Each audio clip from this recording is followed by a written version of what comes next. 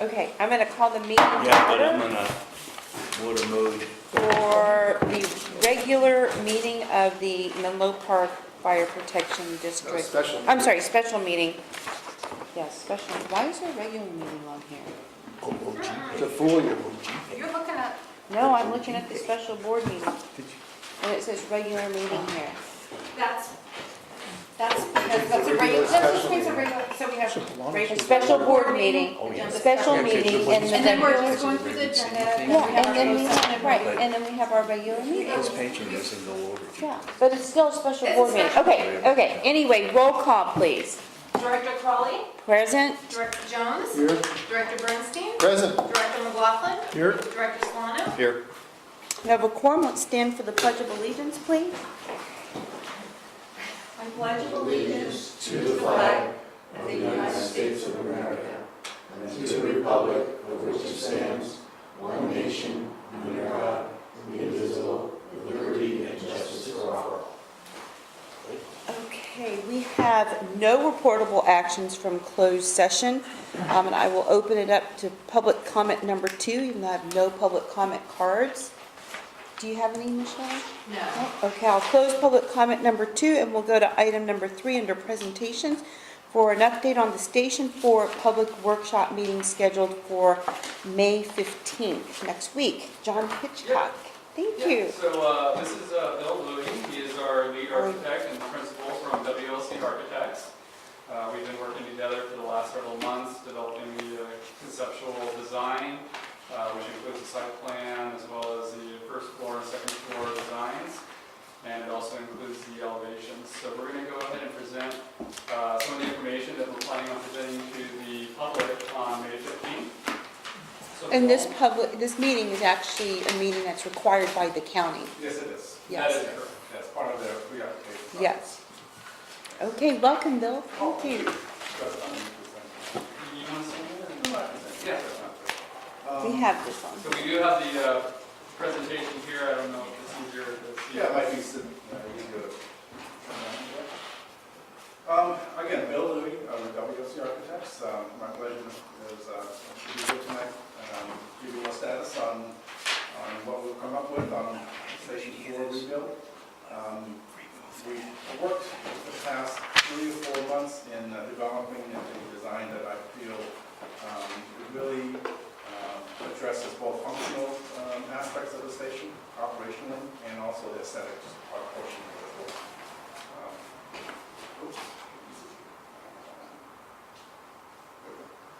So we have some program requirements. So basic three bay drive-through. Each bay is the depth is large enough to fit the largest piece of apparatus. The station is designed to accommodate the maximum potential crew, which is 10. The spaces will accommodate office and daily functions. Separate space for turnout IT and fitness rooms, those will be segregated from the workout areas and the sleeping quarters. Conference training community room capable of accommodating 14 people. That will come with a separate public entrance that can be used evening time, all hours. Looking at solar panel system and electrical vehicle charging. Obviously backup generator and the associated fuel tank that goes with that. The fuel tank would serve both as fuel for the generator as well as fueling up the apparatus. So some of the things to point out is our existing station has several deficiencies. For example, we have a backup generator at Station 4, but it's a little Honda generator that basically will open up the apparatus bay doors and maybe turn 1 or 2 lights on. It doesn't do anything other than that. Our new stations that we were constructing, the generators have the capabilities of powering the entire fire station. By hooking it up to a large fuel tank, such as a 1,000-gallon fuel tank, they'll be able to provide power to the fire station for at least 3 days without having to be refueled. We're also, Phil was talking about the conference training community room. That'll be similar to the Fire Station 2 room that we have there with the separate entrance. You at Station 4 right now, they don't have a separate room for turnout storage, their IT equipment, or even a fitness area. You go in the apparatus bay and it's all in there, which is something that NFPA has been telling us that we need to get away from for the safety of our firefighters.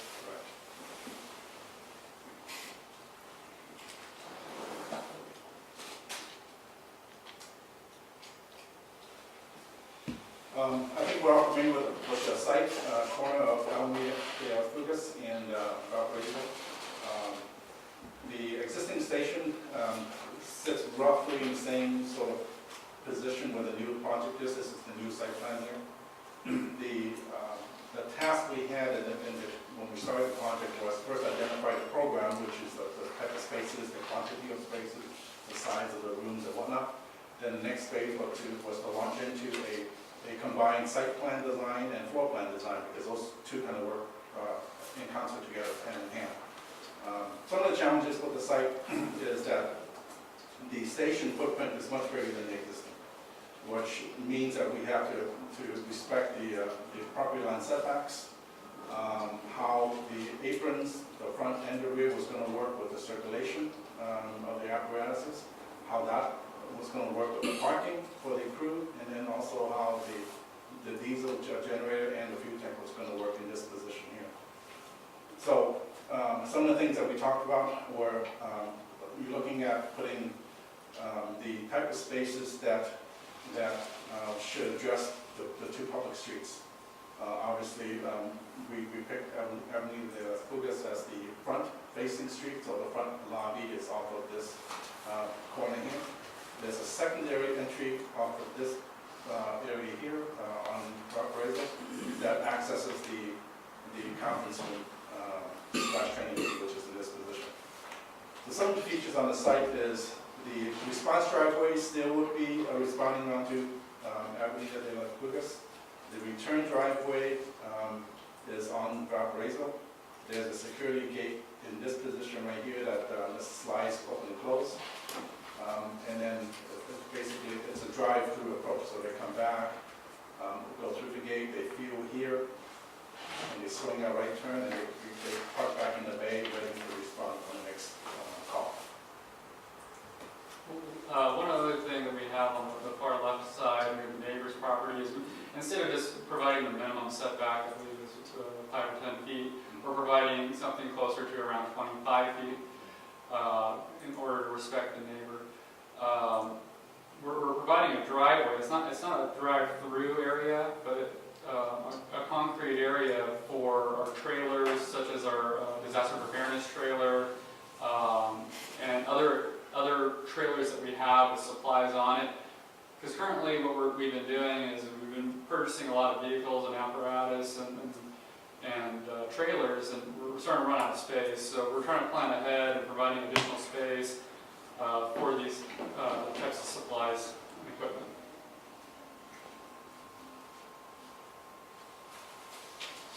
So this is the proposed first floor plan.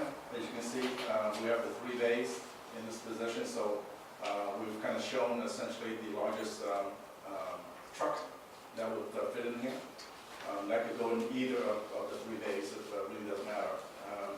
Each of the bays would have a vehicle exhaust system that is connected directly to the tailpipe that releases upon the apparatus leaving the bay.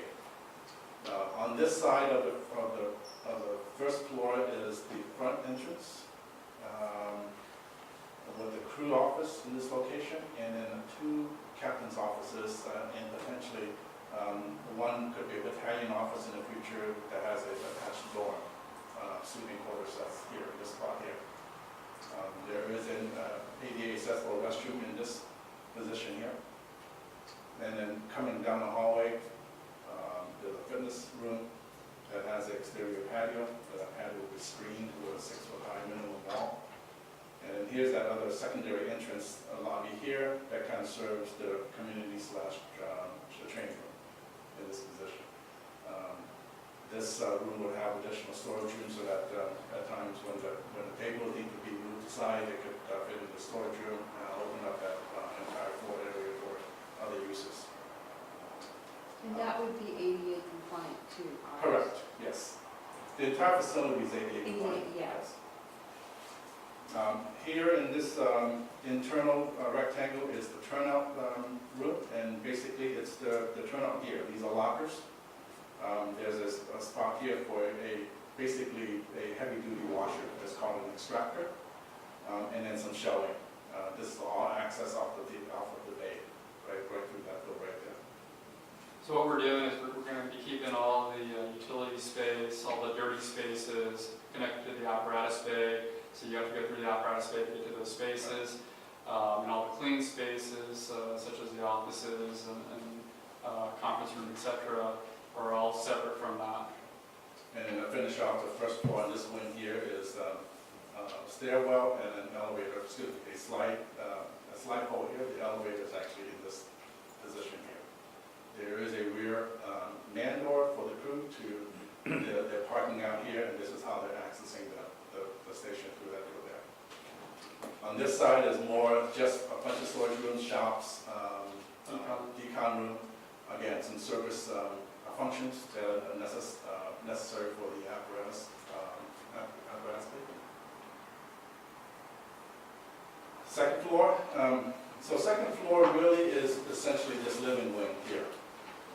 This you see is the rooftop of the apparatus bay, and that's over there is the rooftop of that service wing on this side. So that the second floor comprised of 9 dorms, 3 here, 1 in the corner, and then 5 along this edge here. These 9 dorms share 4 individual restrooms, 1, 2, 3, and 4. So each one of those restrooms is a single combination, so that gives you privacy, and also gender separation as well. Then at the end of this hallway here is the access to the elevator, and at the end of this short hallway here is the laundry room. The laundry room, we've built in actually a set of stairs that accesses the roof. So you're accessing the roof not through a climbing ladder, which somewhat is restrictive. So this is essentially an access stairwell. This room is their day room. It's closed off by a door for noise control. And this block in here is the dining room kitchen. Again, that door right there separates the sort of quieter sleeping quarters from the daily activities happening in the kitchen and dining room. And then there's an exterior deck here, right off of the kitchen. And this balcony here essentially overlooks the parking area. And then we have the mechanical well, which is access from the stairwell in the laundry room.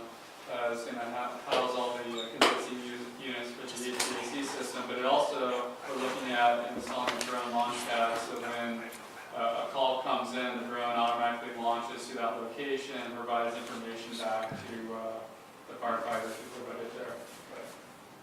And then these little rectangles here represent placement of solar panels. We haven't really identified the size of the system yet.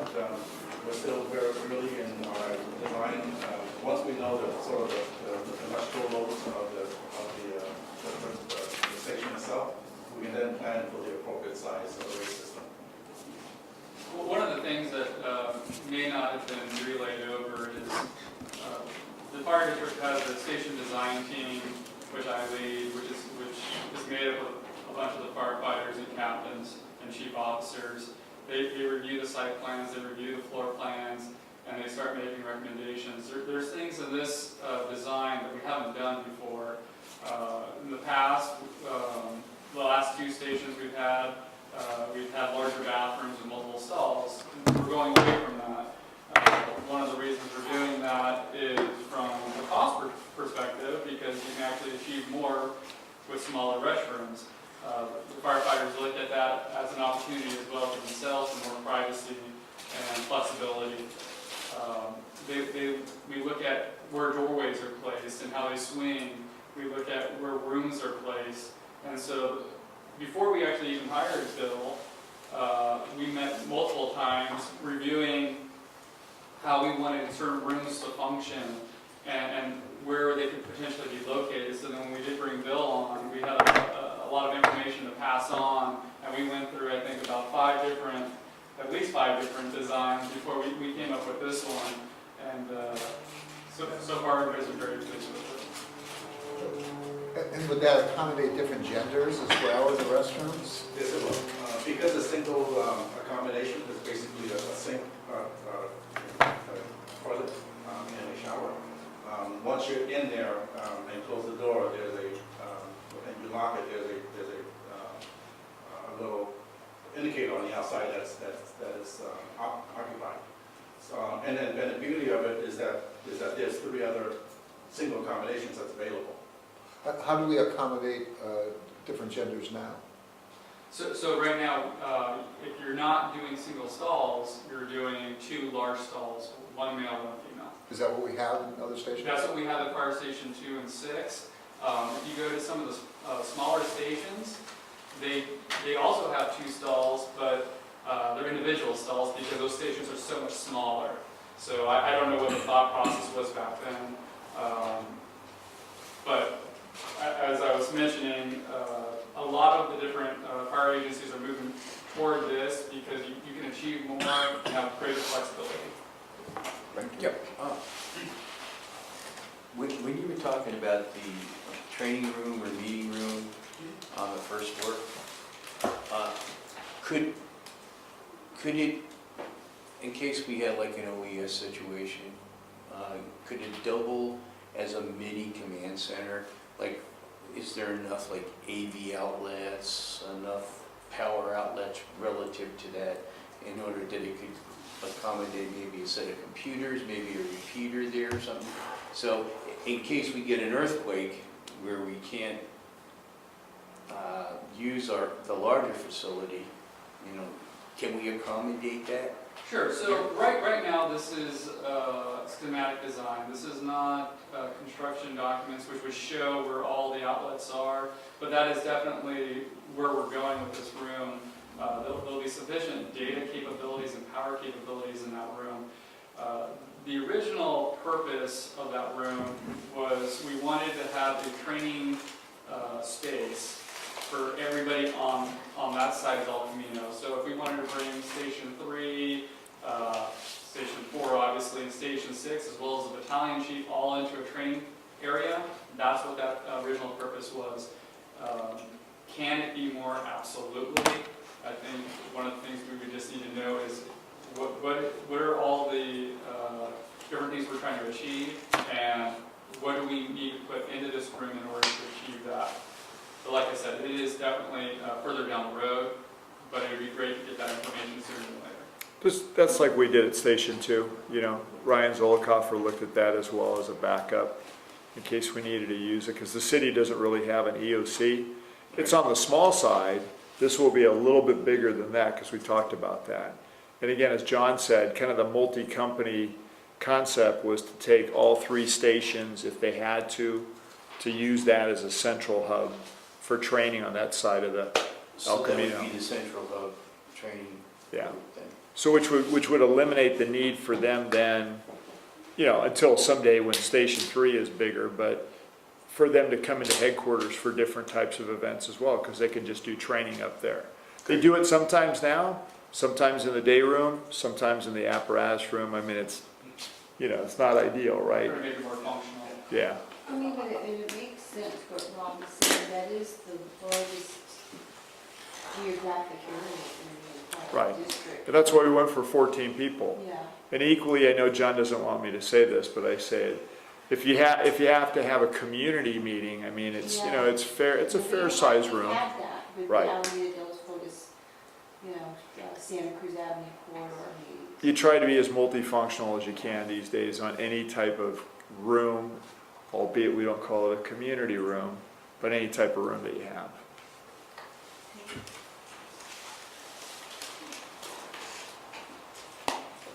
So with the completion of our floor plan layout, the next task was to And Look, John, can you knock the lights down so that, because it's just too bright on that? There it is. Good? Yeah, then turn on the ceiling. There, now, look at that, huh? Bill's that gonna be on the roof of the conference room over there? I was looking at that before. You like that, huh? This would be sweet. I know, Kind of like the operation room at DOD, right? that's right. There you go, yeah, there's the seal. So, the new building, because of the larger footprint that it has, and this two-story feature, which is obviously different than what sits there now, it really is gonna have an impact architecturally on, not only on the station itself, but impact to the neighbors. Yeah. Our goal was to be mindful of that impact, potential impact, and really to be almost a complement if we could find the right balance of materials and colors, but still have it stand out as a civic building. And that was the challenge. So as you can see, what we've shown here, this is the corner view here. This is the front entry lobby here. We've chosen a line, roughly the floor line of the second floor, as the demarcation of a brick material and then a stucco material up above. That's really because of the cost implications for the material itself. It's kind of similar to Fire Station 6. Yes. Station 6 is more brick all the way up, but there is some stucco features in there, and they came out really nice. And I think adding a little bit more stucco, actually, especially in this neighborhood, will kind of lighten the bulkiness of the stations. And we added in the front area here, this lower 3.5 foot area here, with this lighted tan color. We've added a precast concrete treatment. That's one more for durability, and also number two is to sort of let the brick kind of stand off. It's kind of an accent, if you will. So I think you can see it wrapping around the side over here. So this is now the other view looking from the west. So the bay doors are 3 sectional roll-up doors. We chose the 3 middle rows of slats to have windows. That'll bring plenty of light into the alley. And that was another item that the firefighters had input on. You go to Fire Station 2, we have the bifold doors. The visibility is above 6 feet, so they can't see out unless they're in the fire engine, which is something that they would prefer not to have. You go to Fire Station 6, which has the gorgeous roll-up doors that are all glass, but it lacks a little bit of the privacy. So we came to a compromise, which not only allows them to see out, but it also gives them a little bit of additional privacy. One feature I wanted to point out up in this corner here, it just so happens that the floor plan of the dorms worked out where this particular dorm in the corner has its window in this wall here, so it's not a blank wall facing the street. We decided it's a good spot to have the logo inset into the stucco. We'll light it up a little bit. I think it'll give it a nice little accent. The roofs are going to be the pitch roofs. They're more the residential setting. We try to give it a little bit of interest, go up and down. This is an additional dormer here that you can see above the middle bay. Kind of breaks up this triple garage look to this side.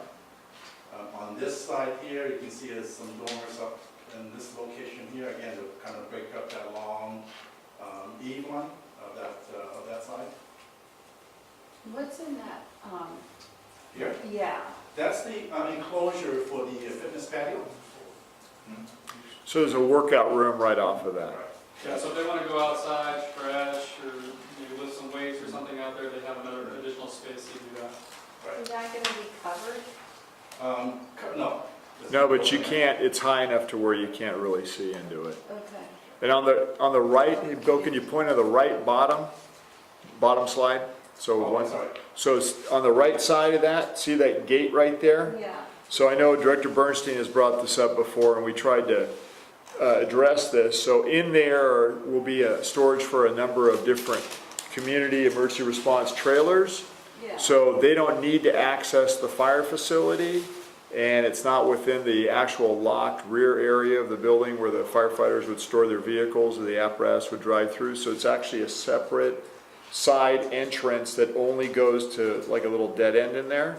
And that's where we can store things that the community can come, you know, members of the CERT response team or whatever. There's a number of different things that they can put in there. So, I'm sorry, did you need to go back?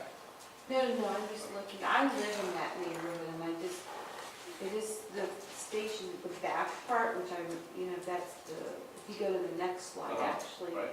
that part is the Valparaiso house or near there, Right. right? Right. Yeah, that's where they would operate from during the period of Yeah. construction. Yeah, it just looks so out of sync with the rest of the neighborhood. In this area here? So remember, you're not going to see that. That's a house where that is. So you're looking at a I'm fence. talking about that side of The top, upper- so, the upper yeah, one? That area. So remember, the other thing you're not necessarily seeing in here is if we have to plant trees and other I know. vegetation, so. I mean, and it's hard to see it compared, even there's no other house around that drawing, right? Right. I'm just trying to picture it in my mind with the other houses in the neighborhood. So think about some additional trees in there, but for purposes of showing you what the building looks like, it doesn't help to put more trees in there. Yeah. So one of the things to also keep in mind is originally, we were looking at a full two-story fire station, and I think immediately, the conversation was, we're not gonna do that. If we ended up in a full two-story fire station, it would look so massive in that Yeah. neighborhood. Yeah. And so one of the challenges was is how can we get away from that? And Bill already talked about how we have all the living quarters above the office area, and the apparatus bay side is all just on one story. That was a challenge because in order to accomplish that without losing our program requirements, we had to figure out a way to stretch that side of the building. That's probably what you're really seeing is how long Yeah, the that's Valparaiso here. side it Yeah. is. Yeah. And I mean, like I just- said, in order to meet the program requirements, that was, the trade-off. If we didn't do that, we'd be looking at building over the apparatus bay, which would end up looking like a much larger fire station and more intrusive to the neighbors. But I think Harold's right that with some trees, it'll look better. Oh, absolutely. Yeah, and other vegetation, you know. Landscaping, yeah. So these two views are obviously looking from the rear area. Yeah. So this feature right here is essentially marking the entry for the training/community room. So that's another secondary entrance right in this location here. The parking for that is, there's a spot here, and then there's two spots on the other side of this driveway. So this position right here, that's the gate that allows the engines to come back. And there's a parking spot here too on the other side. Question. Mhm. I noticed on the design, on the layout, the lot layout, that there was this cut that right here, Where you got the site plan? you gotta go back to the original one. You can see it a lot. That one right Yeah, you can see it. See how it's cut? It's not the original lot line, you kind of took a chunk off right here. there? Was that for additional parking, street parking? Or, So right now, I think what he's talking about is on Valparaiso, how it's right there. yeah, see the street, how it cuts right Yeah, here? so actually, thanks for picking that up. This curb line here is actually the existing curb line. Really? Yes, it does cut like this. That's one of the items that we're actually been talking with With the county on how we're going to address that, if we're going to address it at all. You can straighten it out or move it Right. out, Right. bump it out. But it still readjusts back at the next property, right? Yes. So it's kind of a feature of what's existing at the fire station now, because that's exactly what it is. So you could park, and you could park right along the street there, because it is a little wider, because it's inset. So, which, you know, again, if you have a community event, that allows for some parking there too. So these are just some 3D models of what the fire station looks like. It's a little unfair, I think, in the sense that everything else is flat. It's just an overlay, like a Google Maps. The house next door on Alameda de los Folies is actually a large two-story home, which I believe is going to be taller than our fire station. On that side, yes. And then if you get on the Valparaiso side, basically the lot we purchased is going to be parking. It's not going to be developed into any, large structures or anything like that. So the impact of them is actually quite minimalized as well. And the fencing material is based wood? It's actually 2 different materials. On the neighbor's side, there's an existing fence that we're going to try to maintain. As we wrap around to our side, it's going to be like a C&U, but it's also going to have wood slats mounted on it to kind of give it the more residential look. So here, what you can see from aerial is how the sort of roof structure works here, and then this is the mechanical well that John was describing in this location here. You can kind of see that yard that the chief was talking about here with additional storage and equipment, that access via a gate at the front of the fence line. This brown box here represents the existing Connex box, the middle of the storage container that's currently on site now. They'll just be repositioned in this spot. Here you can kind of see the fitness patio, kind of just a U-shaped surrounding it. There'll be a man gate that allows you to come in and out. And obviously there's a door from the fitness room interior that gets you out into there as well. Oh, did you have it? No. So we have some upcoming activities and tasks that we're tracking. Currently, we have the schematic design package, which are most of the exhibits that we saw tonight, at the county. And the county is doing a reapplication process. Part of that is the public workshop that we're going to be holding next Wednesday. From that, we'll develop a number of things that the county may want us to look at and address. And we'll then put that on the table to see how we're going to rectify those and then make a formal planning submittal. So one of the important things to understand is, and Bill keeps trying to remind me, is we have a great design here that the station design team likes and that I'm basically falling in love with. And now we have to submit it to the county, and the county's going to come back, as Bill was saying, and say, okay, we can't do this, we can't do that. You got to modify this, and quickly the design can either stay the same or completely morph into something different.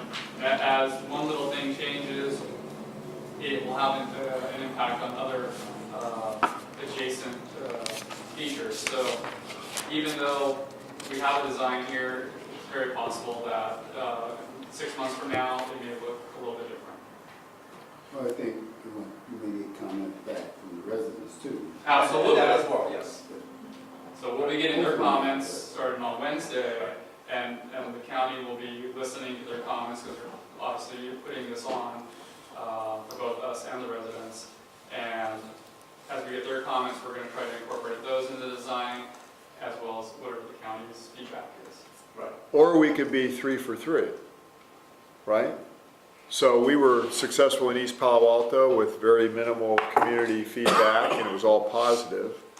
At Station 6, it was the same thing, including the Planning Commission, which loved the look of the building. And this one, I know we've spent a lot of time going back and forth, so hopefully, all that work will pan out to be the people like the firehouse, and there's going to be minimal, if any, changes at all. So, on a positive note, right? Absolutely. All right. It's a good design. Yeah, it's a nice looking building. The color will make a difference. Yeah. Blends in with the neighborhood. You got if you stick with those two colors on my palette, I think Warm colors. I think that warm colors. that really helps. So as we were talking about, we'll modify the design for conditions of approval. We'll then launch into essentially the next phase, which is design development, and we'll kind of, look at the building a little bit more of a detailed eye on it, and start looking at how some rooms can be flexible and build in some additional infrastructure to accommodate other functions. We'll go into formal construction documents, and then do the plan check and submittal and approval process. And once that's approved through the county, then we go to project bidding and then ultimately award a construction contract.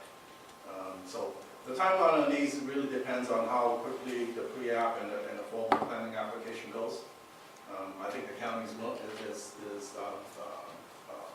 has indicated the willingness to push us through, work with us, and really, look at accelerating the process. So let's see how that goes. But projection-wise, we were thinking, what, 8 to 12? So we're looking Months. at, from the planning portion of it, we're hoping, I would think by the end of this year, End of the year. being done with the planning portion of it. Yeah. That's the piece that is most out of our control. Once we get through the planning process, that's when Bill and I start really diving deep into all the little details, developing those documents, and then submitting back to the county for permitting. Permitting usually takes a couple rounds, and we jump into bidding, which is another month, and then the award, where it goes to finance, and then it goes to the full board for review and approval, is another couple months. So, like I was saying, if planning get done by the end of this year, we're looking at hopefully finishing up all the construction documents and awarding the contract by the following year. Just late spring, Yeah, I mean, because you want to hit it right after. before you get into summer where they can actually go in and Yeah. Well, the construction documents can take up to, 3 to 6 months. If we're starting the construction documents, the following year in January, that's gonna take us through potentially June. And then, like I said, you have to go back and forth with the county to get your permit, and then you have another couple months for bidding and contract award. So most likely by the end of the calendar year, the following calendar year, we'll be ready to start the project. So we're looking at about 1.5 years before we're gonna be starting this project. In construction time, we calculating about 15 months, 18 months. Based off of Fire Station 2 and Fire Station 6, I think it's going to be pretty similar, which is about a 2-year process.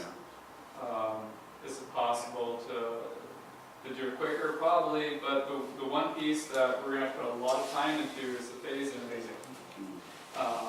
We're looking at reusing that house that's currently on Valparaiso as our temporary fire station, while we demo and construct the new fire station. And once the new fire station is constructed, we can move in, demo that house, and finish up all the remaining site improvements.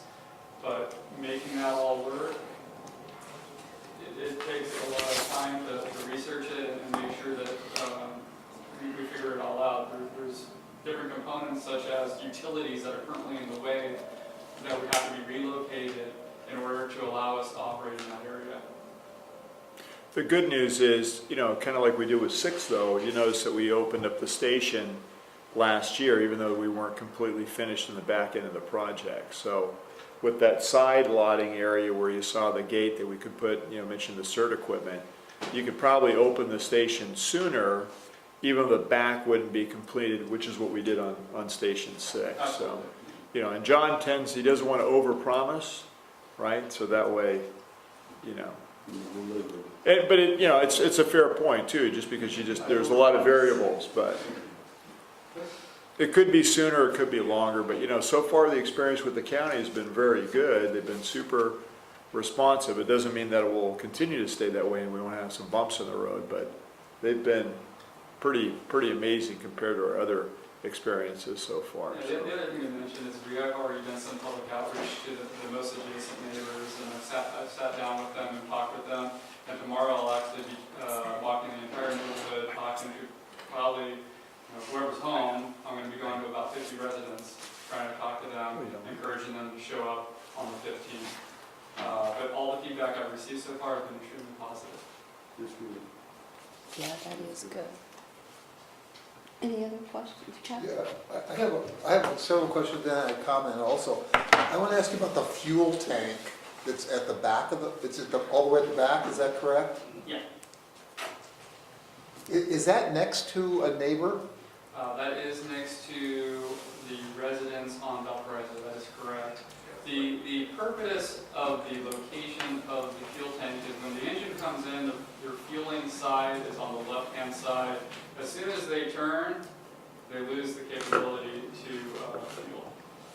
Well, let me just say, if I were a neighbor, that would be an issue for me, to have 1,000 gallons of fuel right next to me. Is there some reason that it's above ground rather than below ground?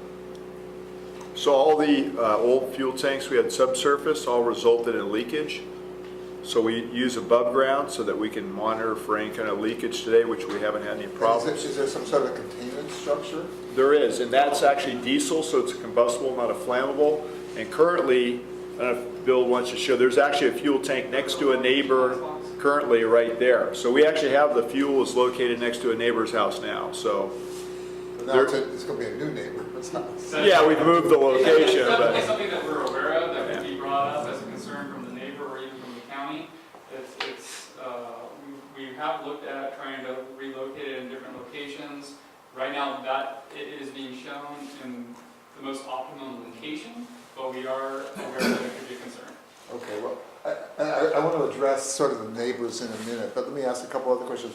Why two captain's offices?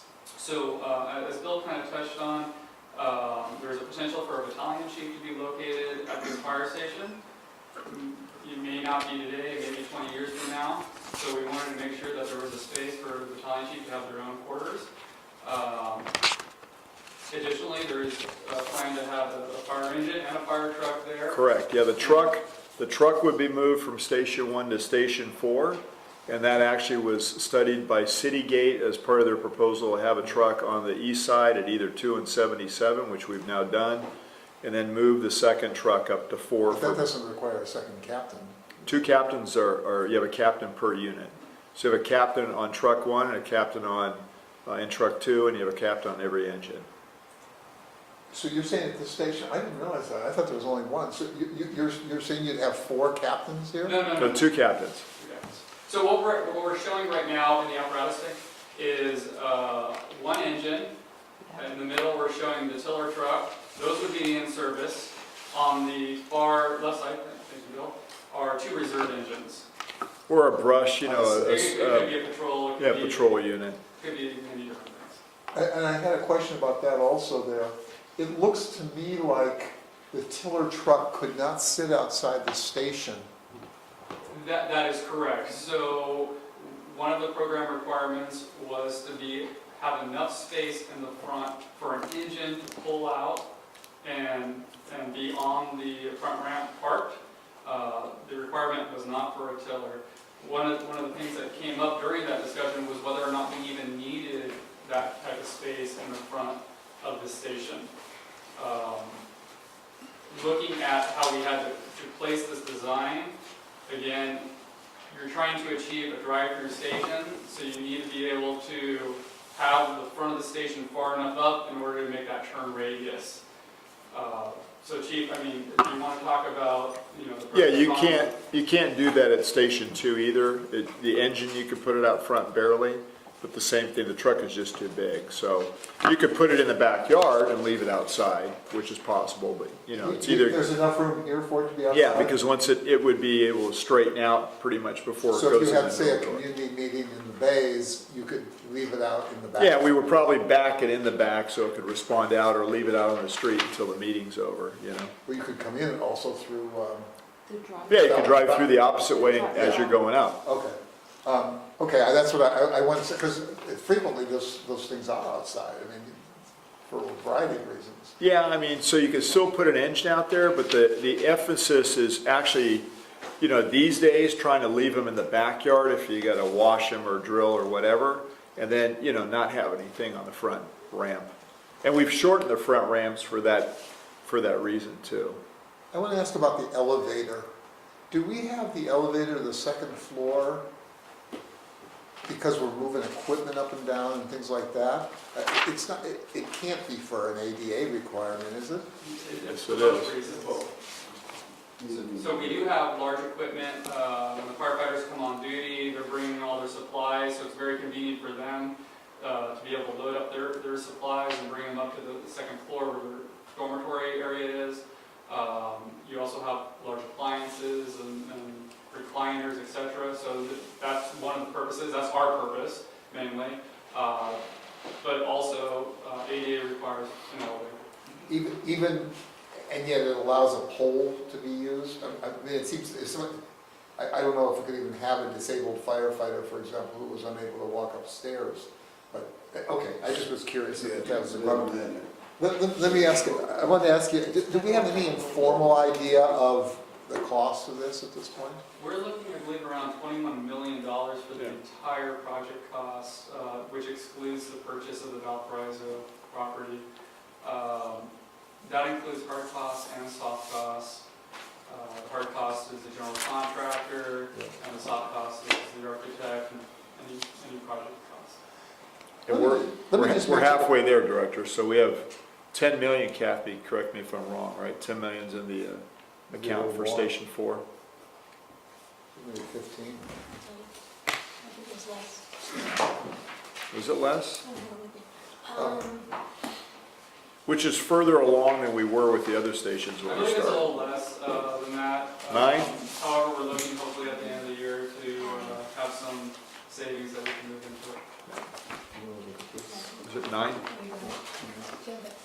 Let me ask, while she's looking this up, let me just, I just had some suggestions. One is, I think the design is very nice, I think all that's wonderful, but the neighbors are gonna be worried about how it affects them, and what are the big issues and so forth. One of the things I think we definitely need here is to talk about some of the problems of the existing station. I'm assuming that this is one of those stations where we have to sort of stop traffic and back into the station, is that right? It's not a drive-through station. Right, so that's something that takes time, there's a traffic hazard, it's dangerous for bicyclists and all sorts of things.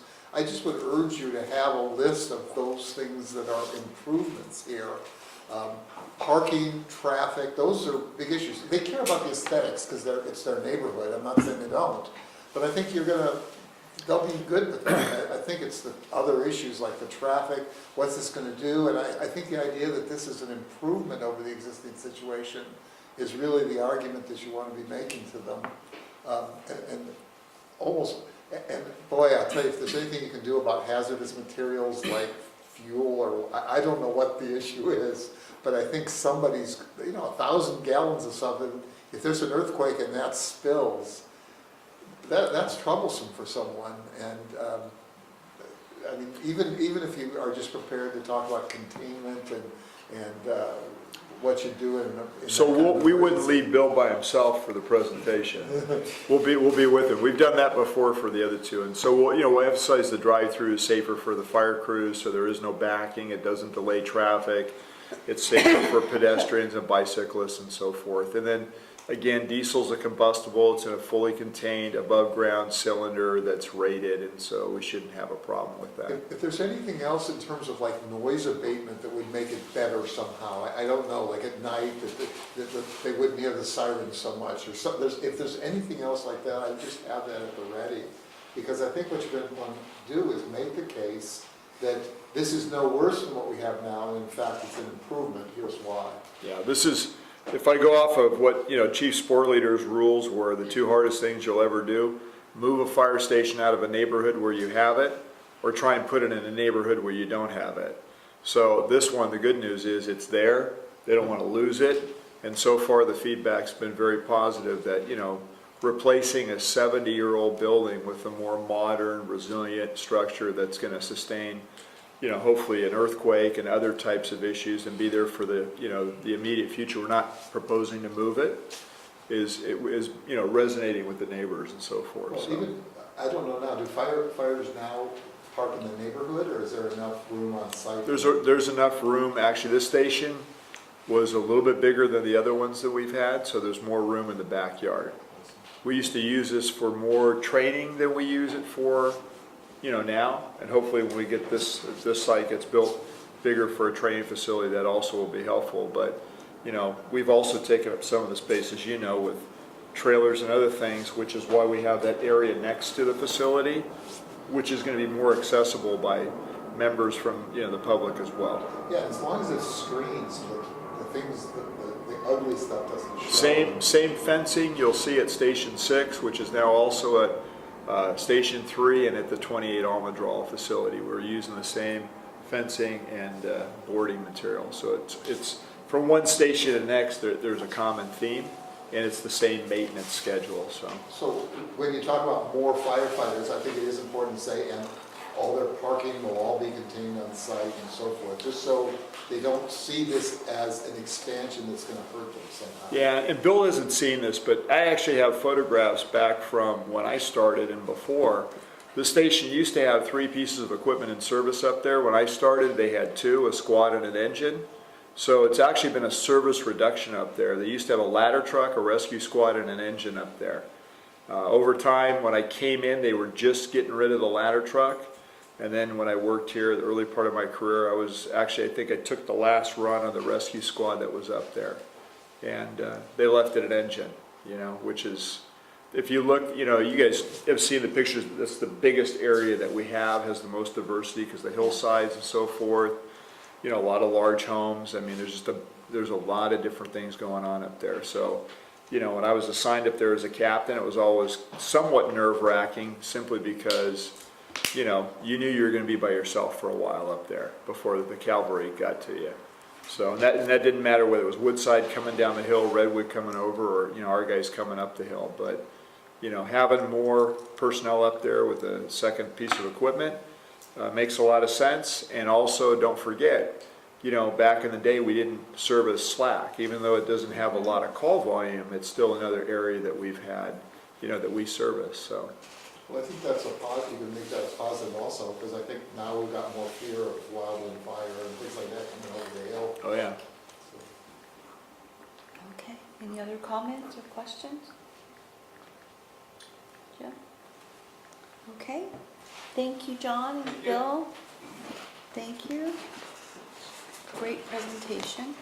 And we'll go to item 4, which is discuss the draft San Mateo County Pre-Hospital Emergency Medical Services Group Advanced Life Support Paramedic Designation Agreement.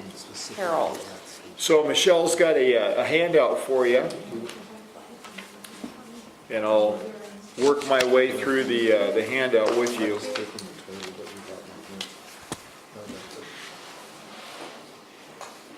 So if you look at the handout, I've outlined 4 different areas. There's really just 3, but I wanted to make sure you saw the 4th one and you had optics on that as well. So there's a handout Michelle just gave you? Michelle just gave us the handout. Did she give me one? Yes, she did. Yeah. Should you mix it in with the... it's Partnership opportunities? That's it. No, No, it's Board of Directors. the Board of Directors. Here, Chuck. Come on, I just handed it. That's it. It's right here. I wanted to get it back because it's my own. Okay, so.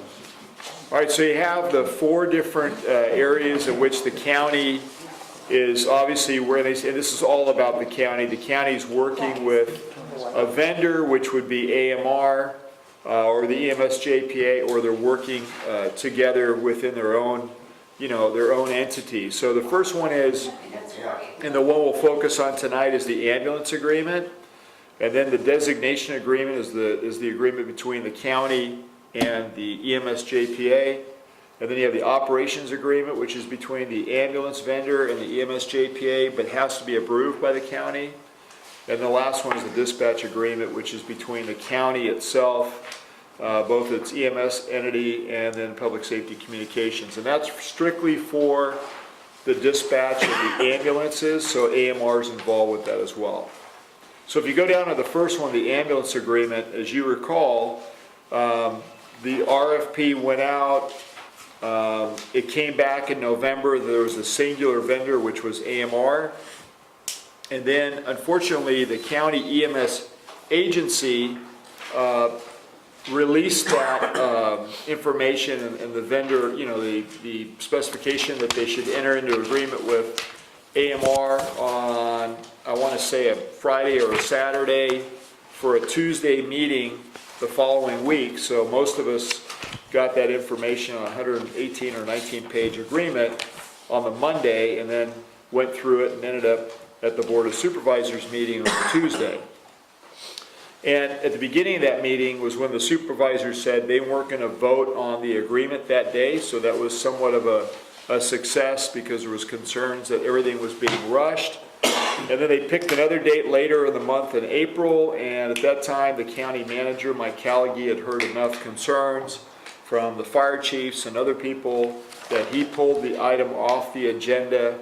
And then they scheduled a meeting which occurred today with the fire chiefs group, representatives from the EMS JPA, which would be the Clay Holstein, who's the management group's chair, the county chief's liaison, which is Chief Myers from North County Fire, John Odell, who's the executive for the EMS JPA, and then also in attendance today were the chiefs from Colma, Redwood City, Central County, San Mateo Consolidated, San Bruno, myself, and Melanie. I think I got everybody right on that.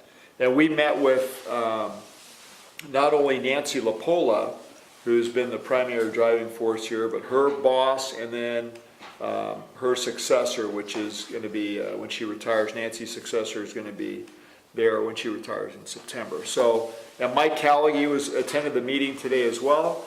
So it was a pretty full house for us to have some meaningful discussion about this ambulance agreement and what it meant and what was in it and why it was in it and so forth.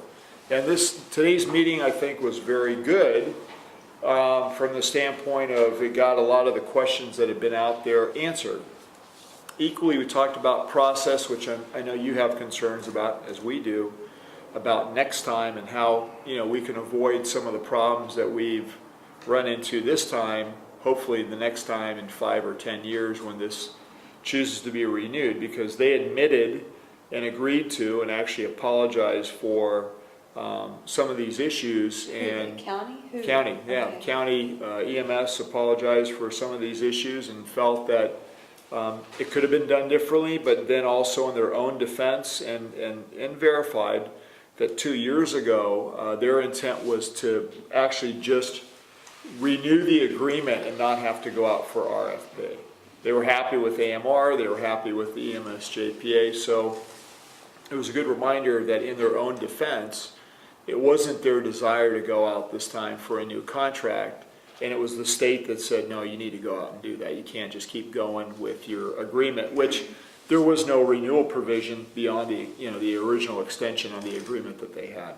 So Clay what's his name? Holstein? Holstein, yeah. Who's there? So he's with North County as well. And He's the city manager of Brisbane. which but is yes, part of which- North County, Correct. along with the chief of the North County Fire Authority. Correct, who's both were the- there, Okay. yeah. Because they both run the two, what is Clay the head of? So Clay is the chair of the management committee Yeah. for the EMS JPA. And then Ron is the liaison, Ron Myers, who's the chief for North County Fire Authority, is the liaison to the fire chiefs group. And the county EMS JPA.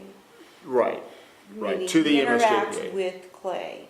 Correct, and Nancy, and it sits on several, you know, the EMS committees that is there.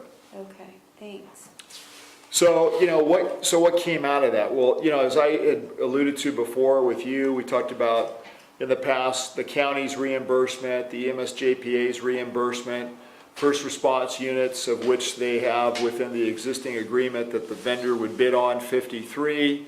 And those three components, that's where there was discussion about how the state would have to approve any type of agreement, which they did. and equally going backwards, they were concerned, and they did, I failed to mention, they brought their county counsel today too, so she was there to answer any legality questions that we had, and we had several regarding the kickback rules that were referenced and so forth, which, you know, both our legal counsel and San Mateo Consolidated had some concerns about. So they were able to explain that. She gave us her business card and said that if our legal counsel wanted to have a direct discussion with her, that would be a good thing. Again, they wish they would have done this before. I wish they would have done this before, because I think a lot of the problems that we had could have been solved on the front end had there been, you know, more, you know, forethought as to not trying to at least have the appearance of this being rushed through on a process. Like I said, I mean, you know, I didn't see it till a Monday. The meeting was on a Tuesday, and it looked like it was going to just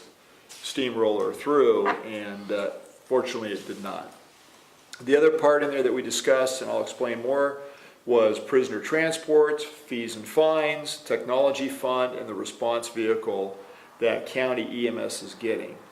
So on the first three, one of the things that we were able to establish was that some of these issues that we thought were problems, and I'm not saying there isn't more that could be done, but we're at a little bit of a disadvantage because at the end of the day, AMR, how they derive the number for the EMS JPA is what would it cost AMR to provide a similar service to replace the fire units. And that's kind of where the whole thing starts. So that number currently is 4.9 million of what comes to the EMS JPA. For those three? No, just for that one. So the whole agreement's what, Melanie, it was 6.5 or somewhere in there. And so, you know, the county EMS agency, one of the things that we noted with their fees of about $900,000, it was $500,000 more than it was before. And one of the concerns in that was, well, how come there's not more money then for the partners within the JPA?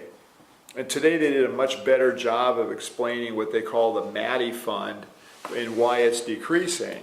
So the MATI fund is basically fees and fines that they associate with DUI citations and so forth, and then those people paying fines.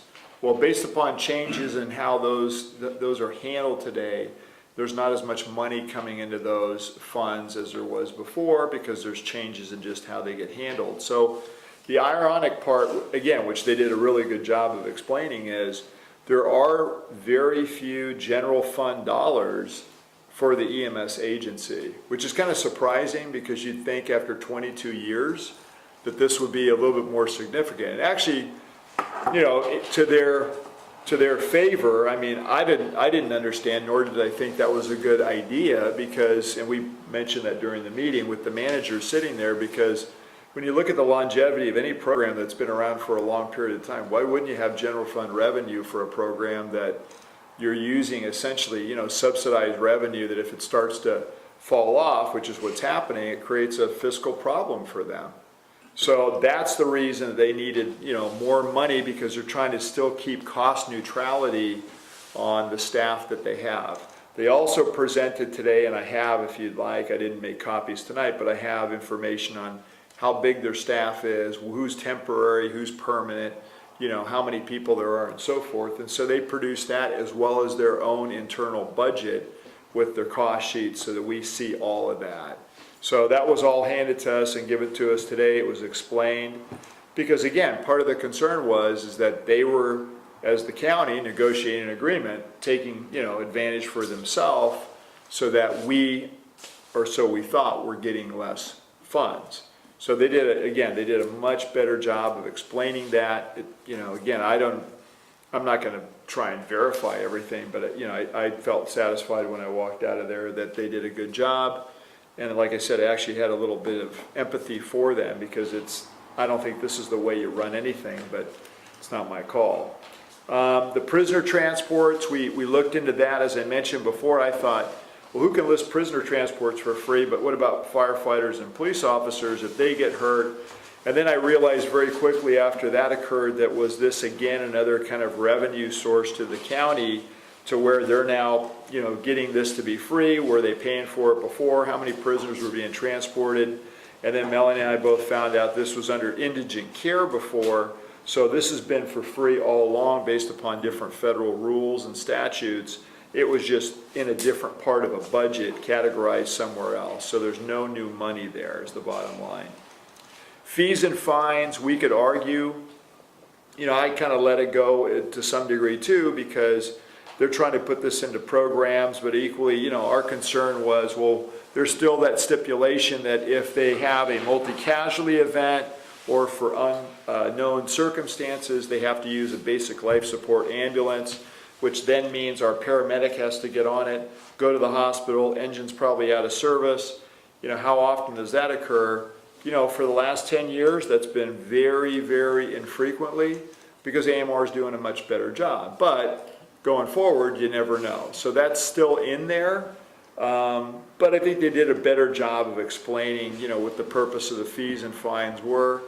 And, they're going to need to stay on any vendor, no matter if it's AMR or, anyone, if things start to become problematic. And again, we have no recent history of that occurring, that they're doing that. So, it's pretty much stayed the same with some loosened language in favor of the vendor, which hopefully, again, these decisions to use a BLS unit or occasion where that would have to happen doesn't occur because they have enough frontline ALS, advanced life support ambulances out there.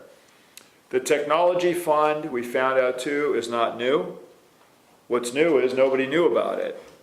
And so I'll get to it in a minute, but actually you're going to find out we found out this has been there. That's that $150. It's been going on for 10 years. It was used for the Pulse Point implementation with county dispatch. Nobody knew that. We always thought that they paid for it out of public safety communications. The answer is no, it came out of here. And there's $500,000 in there, which I'll talk about how that works to our favor because hopefully tomorrow, because I have a second meeting tomorrow with the county in the morning and we're doing negotiations, but I'll get there in a second. The last thing was a response vehicle, and to my surprise, I'm not big on, and Melanie knows this, I'm not big on people and vehicles outside the system having cars, but they are part of the system. In fact, they have oversight over us technically. But realistically, what we found out today is they're all using private vehicles to drive around to do different things because there aren't any pool vehicles for them, which made no sense either to me. And so they're charging the county by the mile for their mileage if they have to do business during the day, which seems like a real strange way to have an EMS agency that has no vehicles assigned to them whatsoever. But and they're in South San Francisco, which is another strange thing why they're not hubbed out of the county center, which I didn't bring up. But if there's they talked about if there's a disaster. Well, if there's a disaster, the EOC is in Redwood City. Yeah. It's not in South San Francisco. So that part to me too is probably worth some discussion because why wouldn't you have your EMS agency, which will be like the third leg, after police and fire, being close to your county hub where if you had an incident, they could immediately go into command post. So, I'm confused. Response vehicle? So they're using their personal vehicles and charging the county for the mileage? Mileage, yeah, for any work-related trips that they take. So today, if they go to a meeting in Redwood City and they drive their personal vehicle to get there, there is no pool car. So they drive their own vehicles and charge mileage back. So there isn't any procedure set up where they can use the county motor pool vehicles? See, but here's the problem. Because they're down in South San Francisco, there's no motor pool there and there's no vehicles that they can use. Why, how did they get to South City? I have no idea. Is it because there's more demand? I don't know if it's that or they didn't have enough office space, so they got put somewhere else in the county. South San It Francisco has doesn't an make ambulance, sense. Too. It makes no sense at all. And it sounds inefficient. North County is pretty, the supervisors and the city manager are pretty politically savvy when it comes to what they want for their kids. Yeah, but South City has its own ambulance, so it. Yeah, I think it's where they had office space to put these folks that the county owns, But, you know, again, what was disturbing today, I mean, once you heard the whole picture, which I had no idea, you know, I go back to core mission. I mean, they need to be at the hub. That's the third leg of any major event, is they have those people in a command center. So why they're in the back 40 of the county with no vehicles or anything doesn't make any sense to me at all. So it was eye-opening. It was eye-opening and disturbing all at the same time. I'm like, I came in here kind of angry, and now I'm leaving kind of, I'm feeling bad for you, but I'm also thinking, who's not bringing this stuff It's up, kind right? of like they can't assign like 2 vehicles up there and park them. Huh? I mean, It might, you know, it might be a bigger effort here to just kind of try and correct what's going on. Because when the new Public Safety Communications Center is going in, I mean, that's where you want to have stuff like this, right? Because that's the hub for EMS. You know, and you know, take away that they have a vehicle they can respond in. What I'd like to see them do is respond into the Emergency Operations Center, because that's really better, where they're better suited to be, you know, staffing up so they can manage the functions of the emergency medical. And this is including the hospitals too. They're responsible for all that. So anyway, it blew me away, but more to come. So, you know, going back through it, those were the major issues that we had before. I think they did a much better job of explaining it. You know, there was an apology, there was an explanation, there were reasons that were given. They finally spent the time to sit down as a partner on the front end and share what, you know, probably should have been done before we ever had an issue before a Board of Supervisors meeting as to the reasons, methodology, form, function, and how they arrived at certain positions that they've taken, which again, nobody understood, nobody knew, and most people were trying to wrap their head around. And you know, again, you could argue certain things, but you know, they can't just divulge the number that they have with AMR, because there is some propriety part of that, because it's a contract. But I'm sure somebody could find it out after the fact if they wanted to. I don't understand, what is it they can't divulge? So the number that AMR bids on the contract, they couldn't tell us, because, you know, one of the things I want to know is when you get to that number for the 4.9 million, that, you know, it's above that, it would be, AMR could do the service that the fire folks are doing at a better or similar cost. I don't know what that number is. So I know that we're going to get 4.9 million. I just don't know what the number AMR says is their number for providing a similar service in the county. That's kind of the back of the book number that everything else gets derived from. We'll know that next year, right? Yeah, I don't know. I mean, under the new agreement, I think an audited financial statement. Yeah, and that may, you know, again, AMR's, because you get into a private company, I mean, who has it, what they show, yeah, that's, and I didn't push any further because I think I've pushed as far as I can with the questions that I've asked, because it gets a little uncomfortable, because it feels like, I think to them, that we don't trust them. And we Well, do we? I Well- don't trust them. Yeah, well, I was gonna say, and I'll say to you, you know, it was brought up as an issue, that trust was an issue. It's a huge issue, that's why we're even And- having this discussion. And transparency and partnership, you know, and all kind of the big words which, you know, mean something, right? I mean, they should have included us on the front end, which was part of the discussion today that they heard from us, versus on the back end, and then, again, what felt like a super rushed process, which only through complaint and concern was slowed down and derailed to some extent. So, Well, because they never explained anything. It took how Right. long to get to this point? weeks, 10 years. yeah. So Okay, not just weeks. will this be voted on at the next Board of Supers meeting? That's what it sounds like, yeah. They'll put it back. The ambulance part. Yeah, the ambulance part. So let me go to the next part, is the part that affects us, okay? Well, it all affects us, but you know, now you know more about what's going on.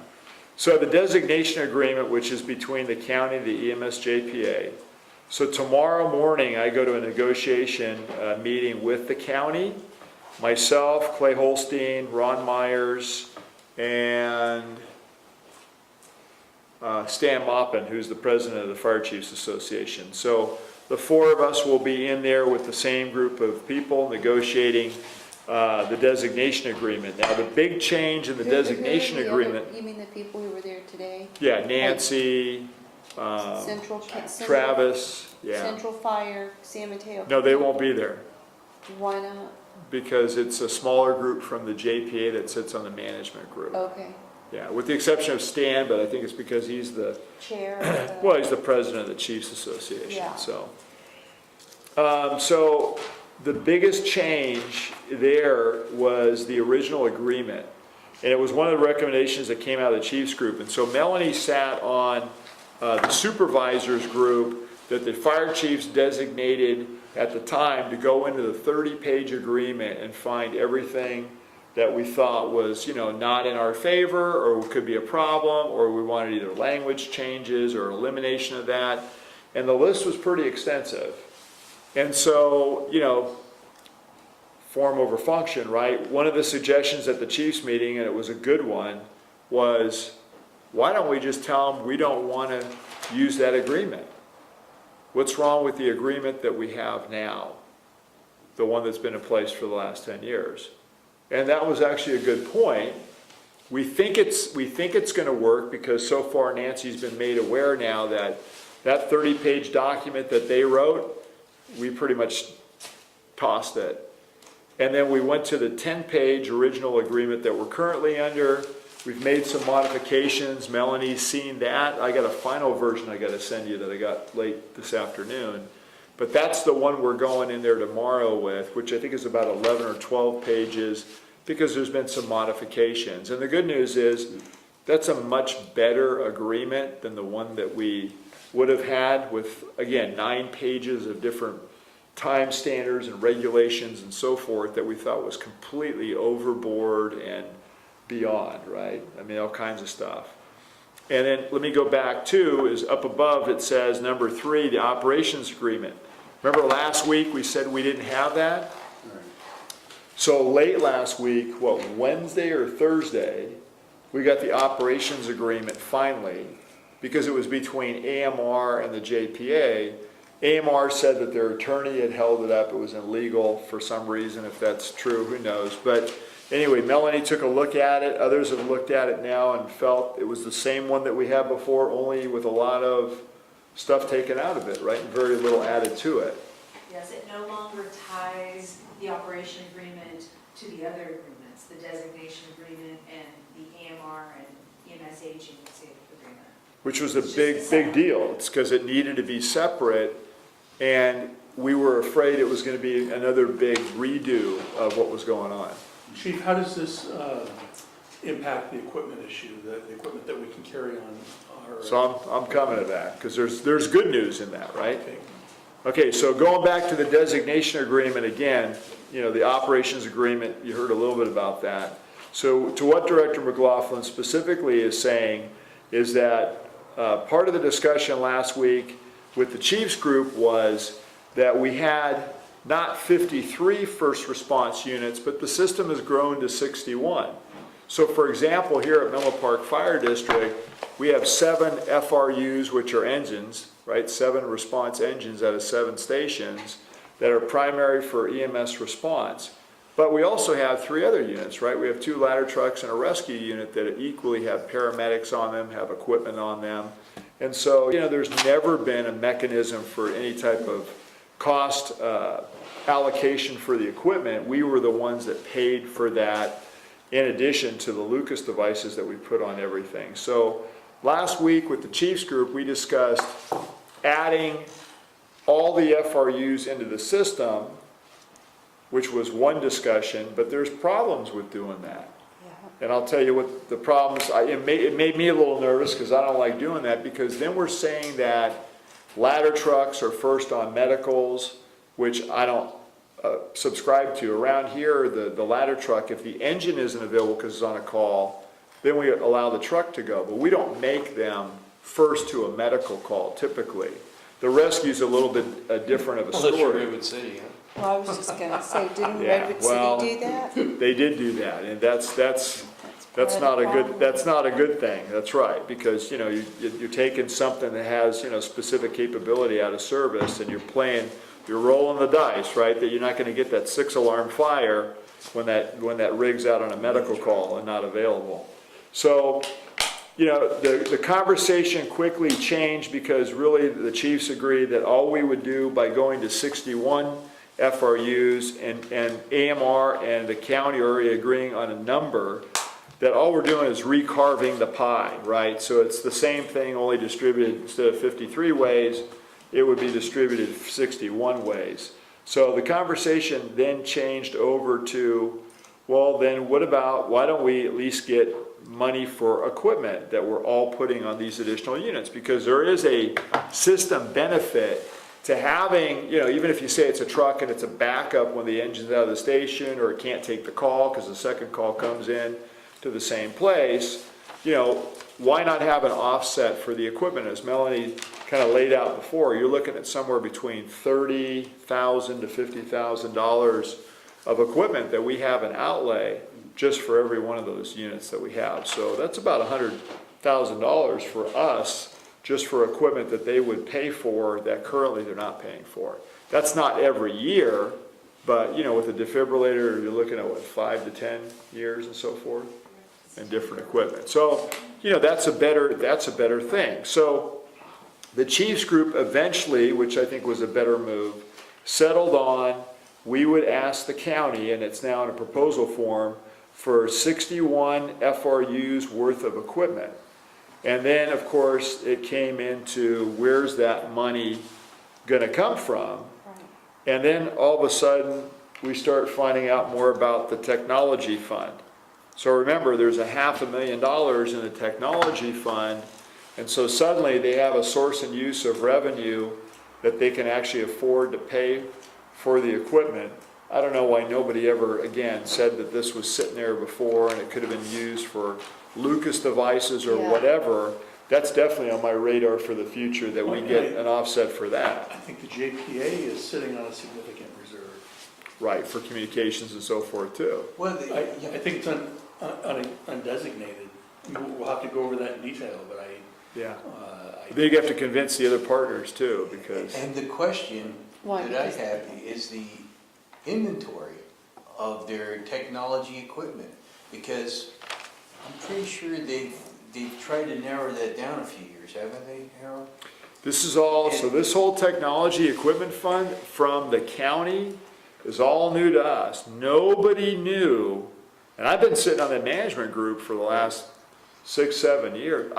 No one's ever said anything. I've never seen a budgeted sheet where there's, you know, this is how much has gone in this year and this is how much has come out, because it's under the county. It's not a JPA issue, but nobody ever handed anything out. Have you ever seen it? We actually thought it was a new fund because there was no optics on it. If I remember, what the JPA did, they hired a separate consultant other than TEA Communications. So now you're talking about Raven Tech, which is Yes, correct. Lincoln, Correct. and Lincoln's doing communications. Right, but he Not- was supposed to do the entire inventory of what. Yeah, further, and he's doing that. Oh, he- So, separate from that, that's a whole different So animal. that's separate from this fund? Uh-huh. This fund is a fund that the county gets $1.50 for every mile in transport from the AMR, and then puts it in an account that the county controls and has a committee that we didn't even know existed for distribution of the fund. That was like the biggest surprise, including Why to didn't several of the they other tell us fire this chiefs that went, that's the first time we ever heard of that. I mean, since they used this to get Holt Point out, But nobody knew that. I know, but why didn't they mention it before? Or was I have- it given a different name or what? I don't know. All I know is we know it's there now. We know they're getting $1.50 per mile, so I haven't got the answer yet on how much it's gonna grow per year. Hopefully I'll get that tomorrow, but yeah, don't confuse the two. One is, you're talking about, the communications is EMS JPA. This is a fund that the This is county different. has, they get from AMR, and they control it through a committee. So it doesn't have anything to do with communications? Doesn't have anything to do with it? That's right. This is all, we never even knew it existed. I mean, Melanie's been in there for a number of years, you never heard, no one's ever spoken about it, right? So, and then we found out who the players were on it, so you got the county of Nancy that's in there, you got Clay from the EMS management group, you have Chief Myers is in there, John Odell's in there as a rep from the EMS JPA. So they've had people on the EMS JPA as representatives, but like I said, I've never seen any kind of sheet or costing that's come out and said, here's what's in this, what do we want? Chief, before we leave the equipment issue, is there still a provision that would restrict us from carrying the Lucas units? No, because in the old agreement, all the That's stuff, That's the 10-page, 11-page That's correct. agreement. yeah, so in the original agreement that we're currently under with some slight modifications, which again, I gotta look at some of the stuff this evening before tomorrow, and I'll send it to Melanie, because John just came back That's a with surprise. some revisions. All those things that we were concerned about are out, because that was in a 30-page In the agreement that they old- came yeah, up with. yeah. So it was a good, I mean, there's two big positives here, right? Which is, A, we're not gonna use the designation agreement that they distributed, the 30-page, that was highly favored towards them, which resulted in, somewhat of anarchy at the Chiefs group and a subcommittee and a ton of work, which, thanks Melanie, but Yeah. that's out we chucked it in the garbage can, which isn't a bad thing, because now we're back to the original agreement with some minor modifications that are a lot more palatable to what we're doing today. So those issues that you're talking about, that's not in there. Do you feel all this will be resolved before the meeting next week on the 15th? I'm hoping tomorrow, based upon at least the tone and tenor of today, that, I think we left on a positive note. And so, I don't want to predict tomorrow, but I'd say it was if today's meeting carries over into tomorrow, I think we'll have a good day. And to the point, so to the technology fund, that's probably going to be the source and use of funds now that we know that it's there. We'll have those discussions about Lucas devices in the future and, offsets for that. But, to the district, you're looking at about $100,000 coming in to offset the equipment purchases that we've made, which isn't, it's a significant amount of money. The FRU numbers stay the same until we go back into the new budget. And, at the end of the day, it's a much more positive outlook because it's using the old agreement. And then there's one more thing that I'll do when I get in there, or two more things that I'll do when I get in tonight after this meeting, because I have to send 2 issues. So one is, we said that they would recognize EMS managers, non-compensated, and the Chiefs group made the recommendation that that be done, but only in the auspices that every entity could do it. Now, nobody else does that, okay? So this was one of those things where the Chiefs had to throw in somewhat of a curve, meaning that everybody could represent themselves with a manager, not necessarily the supervisors written in the agreement. And today, Travis, who Melanie deals with, who's Nancy's heir to parent when she leaves, had a lot of favorable things to say about how helpful Melanie is to the system and all the work that she does and so forth. So if that carries through tomorrow, I'm hopeful it's gonna evolve to where then we have more control over our system, because Melanie currently reports to the Woodside supervisor, but does most of the work, almost all the work. It'll carve out that middleman. Yeah. Many things. But it wouldn't be compensated. They wouldn't compensate it, but the good news is, from our standpoint, we would have full control, and there's more latitude for us in terms of just the day-to-day how we would operate. Because in the past, when you have a third party, it gets clumsy, it can be problematic, especially if you have a clinical issue or you have a discipline issue or any type of issue. That means you're going through someone in a different fire department that may or may not represent your interests. Right. And that's been a problem in the past. So, Melanie handles that now. And then the last part of that, which I'm sending tonight just to make, I'm not leaving anything to chance. I'm going to send to the EMS agency, the whole issue regarding automatic and mutual aid. And so we found some language, again, thanks to Melanie and others, but specifically Melanie on this one, that within the auto aid agreement, some of those provisions that were in those other agreements that existed before would make it more difficult for us to have an auto aid or mutual aid agreement with one of our neighbors, Palo Alto or Fremont. And based upon what's in the auto aid agreement and based upon not using that 30-page agreement as well, it looks like the language will be sympathetic to allow us to expand that as necessary.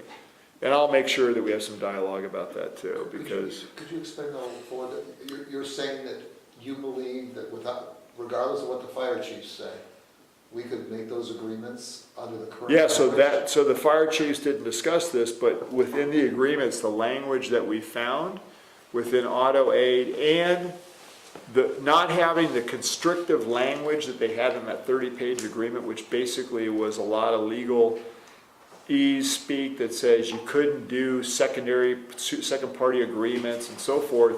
We weren't sure. It was like, well, what is that? Who's that, right? Is that another entity like a Palo Alto Fire? Or, again, it would have been more research that had to be done. But now that's all gone. So it looks like it should be straightforward that if the board chose to enter into an agreement with Palo Alto from the council to the board, that would be something that the EMS agency should support, or at least not prohibit. How's that?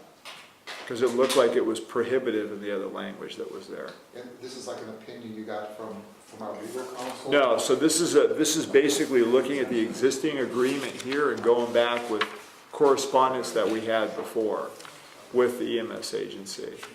So right now, it appears, and we'll validate tomorrow whether or not, these things are possible. That's why I'm going to send them a letter tonight so that they have it. I sent that letter to John Odell already because they said, hey, this is one of the things we want to make sure gets in there.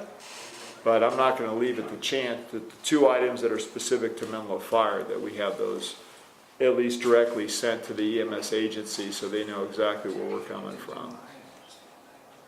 I'll know more tomorrow. Can I just follow that? Is there any reason to think that maybe, that would be great if that works. I mean, that's one of my 2 or 3 major issues here is not being able to work with our neighbors, particularly living on the southern part of the district. But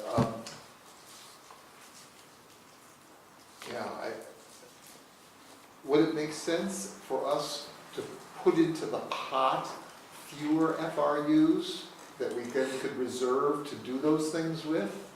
In other words, if there was no call on those units, we could make a separate arrangement with those units. So let me tell you, And you had mentioned that Right, that's so- what you would want to do, possibly. right. So if we would have said we're going from 53 to 61 FRUs, then we're kind of tied in, right? But we didn't do that because I wasn't comfortable with 2 of the trucks being primary, and nothing says when we designate the 7 FRUs what that has to be. So where I'm going with that is within auto aid, technically we only have 7 first response units. The equipment's a different deal. That's a fill-in in case something's gone, right? So you can essentially respond and have capability. If you're not Menlo Fire and you couldn't afford to buy the equipment, now you're going to have it. All you got to do is staff a paramedic on that unit, which, as I said to Director Crawley and Director McLaughlin, sometimes, if we don't have enough medics, we may take a medic off one of the things like a truck because you need them on an engine company. So I like flexibility in there. The battalion chiefs, the crews like it too because it allows us to deal with variables that occur from time to time. So I wouldn't want to make those things 100% FRUs. To exactly what you're saying, this is only equipment. So how we use that is still up to us. Right? And I think I know where you're going, meaning nobody says that we have to put every single unit into the auto aid plan that we have. So if we give them, which was the original size back 22 years ago, 6 engines and a ladder truck, and the ladder truck wasn't even part of it, but 7 FRUs, because that's where we are today. Those other 3 units don't have to be part of auto aid, in my opinion, okay? And I think that's how you do it. You could either say, we reserve certain stations not to be in there, which could be Station 2, for example, because it's our busiest. There's different ways, in my opinion, to kind of work within the auto aid agreement. And then I've had discussions with Chief Cole, because our former Chief Cole, because we're working on this. One of his suggestions, which, we're not going to get into tonight, but was to separate the move and cover component as its own agreement, because that's where a lot of these uses, abuses, issues occur. Auto aid, by the very nature of auto aid, automatic, means that the dispatch center counts on certain specified units to be available, right? Well, to what I just said, with this brand new CAD, we don't have to put everything in there, nor do we have to have every station in there. And so there's ways, I think, around some of these issues. But again, the majority of that is in move and cover, because that's where things are going to different jurisdictions. So we don't have to move everything into somebody else's jurisdiction, nor should we, to strip ourselves. Let me ask one more question that would help me understand. It's an operational thing, but you sent out an email to us all about that incident that happened at Rubio's, for example. Right. And you mentioned that there, I think 5 engines responded, 1 truck responded, and so forth. Does dispatch from the county send all that apparatus, or do they send some of it and we send the rest? So that's a first alarm deployment. And so when you get a first alarm of deployment, that's what you get. 5 engines, a ladder truck, 2 battalion chiefs. So that was the county. We had nothing. By design, yeah, by design. So, and again, it depends on what the call is, because there's single engine, there's less pieces of equipment, but it depends on how you categorize it. So when the captain said, I got a building full of smoke and I just arrived on scene, he called for a structure fire response. Now, they're freeing units up as fast as they can too, if they're not going to use them, right? As soon as they find out the sprinkler put out the fire, we don't need everybody sitting around. That's also a style question from some agencies that keep stuff in staging, in my opinion, too long, or ask for second alarms when they're not on scene. But, those are issues that, affect our system too. But typically, to your point, your question earlier, they're flaking those units off as fast as they can if they don't need them. Because, they know there might be another call somewhere. So our battalion chiefs aren't dispatching anybody secondarily or No. anything like that? Okay. No, in fact, they're trying to manage not just that call, but making sure other units, because now remember, if you have 5 engines, a ladder truck, and 2 battalion chiefs, that's going to create coverage moves up, and everything's moving, right? I mean, it's a dynamic system. So, to stop that, the faster you make a unit available and you stop all those other moves, the better. And who stops that? Is it our The battalion dispatch, chief? the battalion chief, by releasing units and having units go available too. So the battalion chief has authority to release a unit? Absolutely. In fact, that's who releases them. Okay. Or calls for more. Some people over-escalate, in my opinion. I think we do a pretty good job of managing at the right level. If the battalion chief called for more, he wouldn't call for them directly. He would go to dispatch and ask them to Correct. dispatch? Okay. Yeah, and at a second alarm, dispatch actually sends someone to the command post to help manage the radio communications so the BC can focus on putting the fire out. I mean, Tom's here, he can tell you how it works. There you go. That's how it works. Thank you. Show and tell. Any other questions or comments? So I tomorrow, have one Oh, more yeah, comment. go I just ahead. have a comment unrelated. I would like you to ask about a more, let's say, less draconian way of changing this agreement or getting out of the agreement if it's not satisfactory. The language now about 45 days before some date that we don't know about. So let me get there, because that's the end part of this. So I have at the very end here, other issues. So for our county, right, and we mentioned them earlier, process, the time, because one of the things you had asked, can we have more time? Emphasizing this is a partnership and how come partners are left out or not communicated with, which again, we addressed sadly on the back end, but at least they had addressed it. I mean, today having a lawyer sitting in the room with you to talk about the legality issues and, the whole thing about, anti-kickback rules and laws from the federal government, how that works and the structure of a contract. Those were all things that we dealt with today. So hopefully the process will be different. They're not going to add any additional time on, I can tell you that, because they want to move this thing forward under the July 1 renewal. I think today was a good step for the partnership, but, you know, again, I think there's going to need to be more work done based upon how this was kind of done the way it was done. And the legality piece, I will pass on the business card of their attorney to our attorney in case we do have any questions that you want to ask, so at least they have a direct point to contact at the county now versus someone in the EMS agency that probably wouldn't have the answer anyway because it would be a legal question. And the last one is the structure, which is where you're going, Chuck. Structure, the EMS agency, all those different things. And, you know, trying to prepare Director McLaughlin, because that's another one that we had a bunch of discussion about, but not in this meeting today. But Melanie and I sat back with Clay Holstein, who's the city manager of Brisbane, who's the chair of the management committee under the EMS JPA. And, you know, we kind of cleared the air because the other day when I was at the management committee meeting, it was a little tense, maybe a little bit more than tense. And there was some things that were said, and, you know, I got jumped on a couple times because I made some statements that they didn't like. But you could tell overall they were, you know, there was some unease in the room just because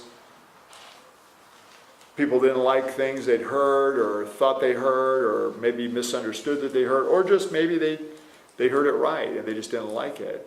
So, you know, I tried today, I called Clay yesterday and tried to figure out, okay, what is it that's going on? And I mean, it's based upon some of these meetings that we had with different elected officials and their managers and people at the meetings and things that Clay had then heard as a city manager when they had their city managers meeting. And you know, here's how it goes. And you may not like to hear this, but you know, this is just what I understand. So pretty much at the managers meeting, there was discussion about why would an entity, meaning a city, an original partner in that JPA agreement, why would they consolidate like they'd done for the fire agency to only have one voice or one representative? And so our discussion today was, well, you got to look at it from the city side. And I just listened because they're the ones still funding the money through the city for fire protection, even though it may be a consolidated service under a JPA. And I was reminded, hey, the JPA's money for each one of these fire agencies comes through the city. So the signal, or basically the way that it was said to me, was don't expect for the structure of the JPA to change, because why would it when every city that's listed contributes money regardless of whether or not they have a consolidated fire agency or not? Because that's who controls it. I mean, it's... No, we know that. Right, it's a reasonable point.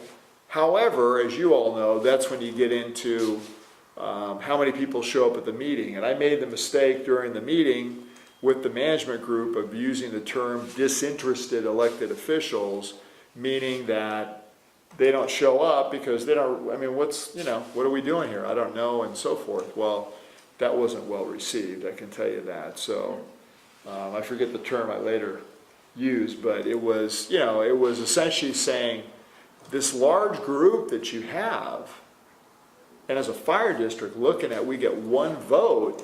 And what did they say? It's disproportional. They didn't really want to get into it there. We asked for it to be on the agenda, but then I admitted that we'd have a discussion about, okay, right now we're focused on this whole contract, but at some point it needs to get brought up, at which point Clay reiterated to me at the meeting the other day that I had with them that, maybe we just need to have a discussion with you guys because obviously you don't understand the full, breadth of what is being discussed or how things were done. I think we do. I think we very much. I think it looks different if you're a city and you have a It vote looks different when you're. because they don't want to give up. No, I the vote. understand that. That's not the issue. They still have not addressed the subsidy versus reciprocity issue. That's an auto aid though, Yeah, so. I understand that, but a lot of the resources will be deployed to areas that they control. So yeah, I understand it very well. They don't want to give up control. That really is the bottom line. And it's inequitable right now. I mean, I get it that the structure was formed this way, so how do they make it more equitable for, quite frankly, the two wealthiest area fire districts in the entire county? Chuck, sorry. Yeah, I want to give the example of the management of Apple Computer, for example. I could have an argument with Warren Buffett that my 100 shares entitles me to go to the shareholder meeting, and his 10 million shares entitles him to go to the shareholder meeting. But when the votes are counted, he's got, 10 million to my 100 shares more votes than I do, Yeah. because that's his ownership in the thing. And I think ownership is really the issue here. The fact that someone wants to go to the meeting, yeah, go to the meeting, you just don't get as many votes. And maybe the vote should be by the FRUs that you're putting in, or whatever. I'm not sure what the right way to Or by do it. population, or by population served. I mean, Yeah, but then they would, we serve 145, what, 110,000? 100,000. I kind of like I hadn't thought about the FRUs. It's a good one, because if you can go by the 10, you get 10 out of 61. That's pretty good. That's better when you are, than where you are today. Well, it's your contribution, it's what you're Right. paying. Yeah. exactly, no, that's exactly right. That's great. Well, it's what you have in the system, right? I mean, right now, as I've said Yeah, before, it it might makes, encourage others to put all of theirs in the system too. yeah, I mean, it makes sense for the equipment for AMR to know a number, which is why we have an FRU, right, for equipment costs and replacement. But it still doesn't make sense that that they get reimbursed per the call is different somehow when it's applied to us. So I mean, Well- yeah, I didn't get into all that with Clay because, I could see that, and again, I think he had a good point. He made his point, and that's how he sees it. Because remember, if I'm the city manager of Brisbane, North County Fire is my fire That's agency. So what I'm really advocating to him and what he's heard is, your vote no longer counts because you're all gonna have to be part of one entity, one chief, one vote. Well, they don't like that, and so they're not agreeing with it. And they've got their logic. I mean, again, he's saying, my city, Brisbane, is paying for North County Fire. I mean, and I get that. So the bottom line is, what I'm telling you is, that's the latest on that end. I think we got an uphill climb, but that's not my climb. That's Director McLaughlin's climb in the meeting with all the other elected officials. And there's a lot of elected officials in there, Who so. will probably be at the meeting next week, Jim. But let me come back, I hope we can argue for an easier way. They can have a year or 2 years, or whatever kind of lead time, but we ought to have some way to adjust this agreement, or even get out of the agreement at the point at which it becomes so much not in our interest to be in it. So, and let me separate it, okay? So the designation agreement, again, is the ALS paramedic part. I think that actually will be a good agreement. Then you have the structure, the EMS JPA, and then you have auto aid. And remember, auto aid is the agreement with the EMS JPA, and I think you have a lot more control with that. And we haven't got to that, remember? So that's not listed here, but the three components that we have is the dispatch costs and the dispatch agreement, which I don't know how that's going to happen this year with how busy they are with everything they're doing. And then you have auto aid, which will have to be re-looked at. And again, like I said, if you go with, and I don't know if everybody's going to agree to it, so we might be outvoted, if you go with yet another, which is move and cover becomes its own thing, then auto aid gets easier, but move and cover becomes the harder thing to address. Well, the first page of the JPA agreement says that everybody who's in the JPA gets auto aid. Right, so, but how you can deal with that is, that's great, auto aid, we change with we simplify the agreement, but it's move and cover that becomes the bigger part of how it all operates. Because that's where the pieces on the chessboard get moved, right? Does dispatch order move and cover? Yes. And so, for example, you'll have agencies that say, and you don't get to know the logic, if I have 3 stations, I need you to mandatorily cover 2 of them. But there's no there's no logic. And, you know, again, you know, why I brought Chief Cole in was Chief Cole used to deal with, on the coast, he would send things, a unit from Half Moon Bay over to Pescadero. Well, he used to argue, why am I backfilling the Pescadero County engine when the call volume there is almost nil? I mean, if you were to go by data, they almost never get a second call while the unit is out because the call volume is so low.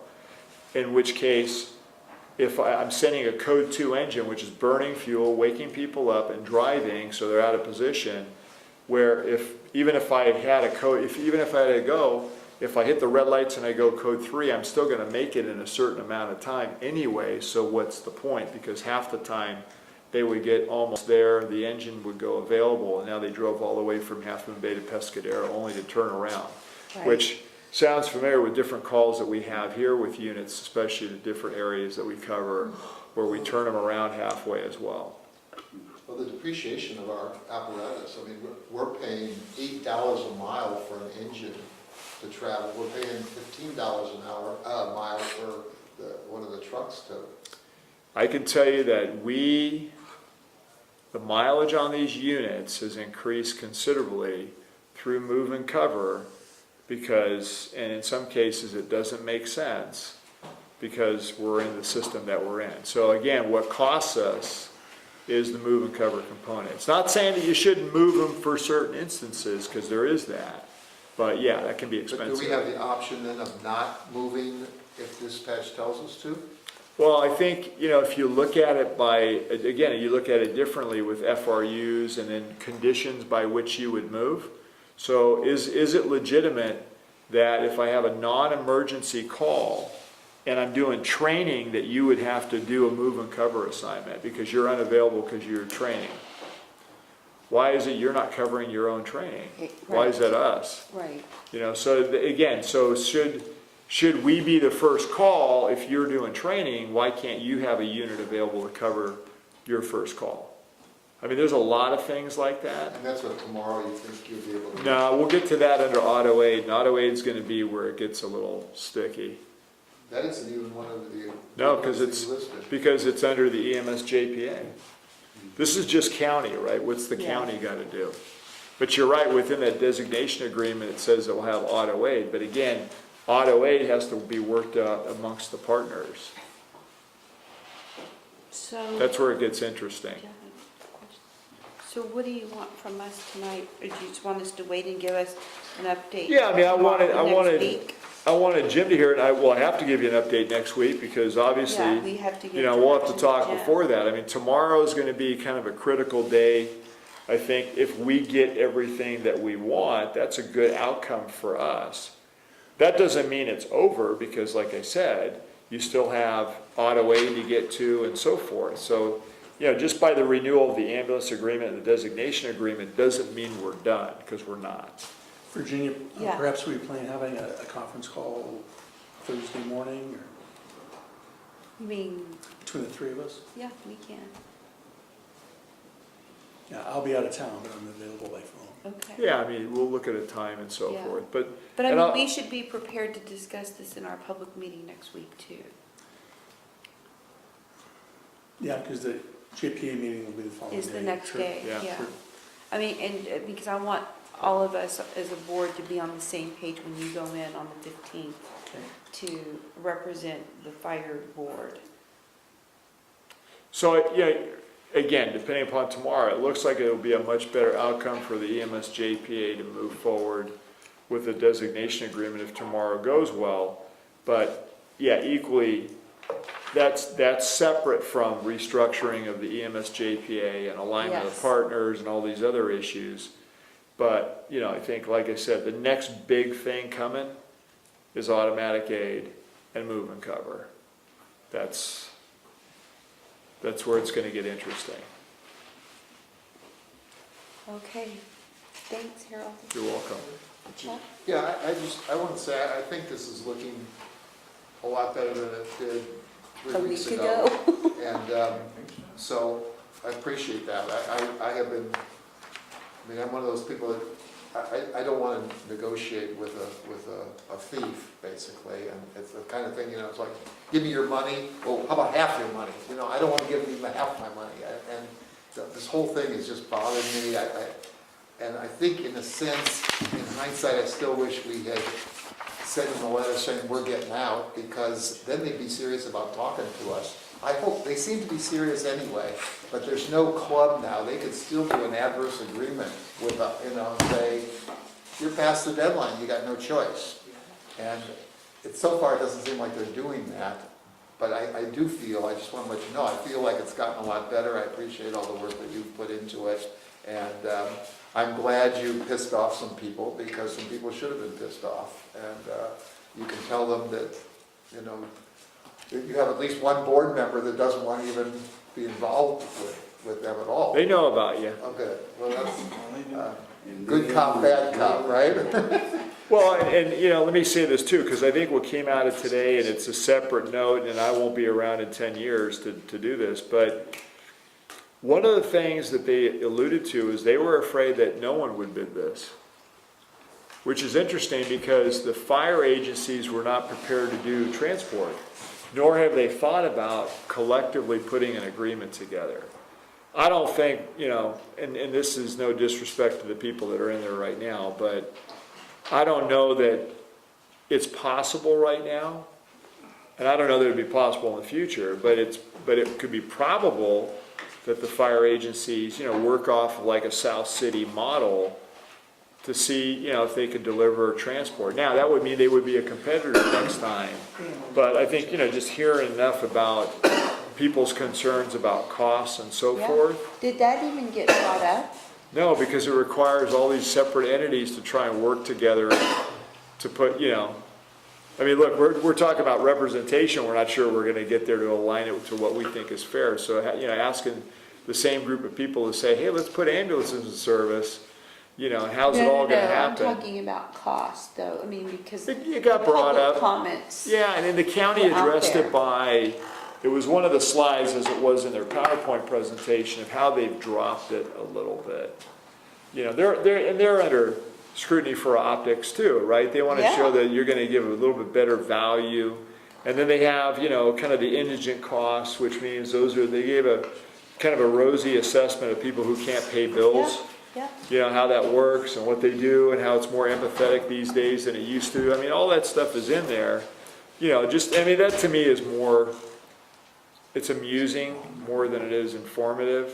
It's kind of like the healthy choices and the vending machines that AMR is going to have. It's like, okay, really? I mean, I'm eating out of a vending machine? I mean, I want to get the heck out of there and go find a burger joint or something at 2 o'clock in the morning. I'm not going to eat out of a machine, but apparently that's, like Melanie worked over there, so she knows how it is. But, those are things that to me, they're just less consequential than what we're talking about. But it was a topic at the end of the conversation. There was fear that AMR wouldn't bid it either. So, and who knows, again, Really? Director McLaughlin brings it up, and it's like, well, what do they make it? Well, yeah, I don't see them walking away either because they're Right. making money. If they weren't making money, they wouldn't be bidding it. That's right.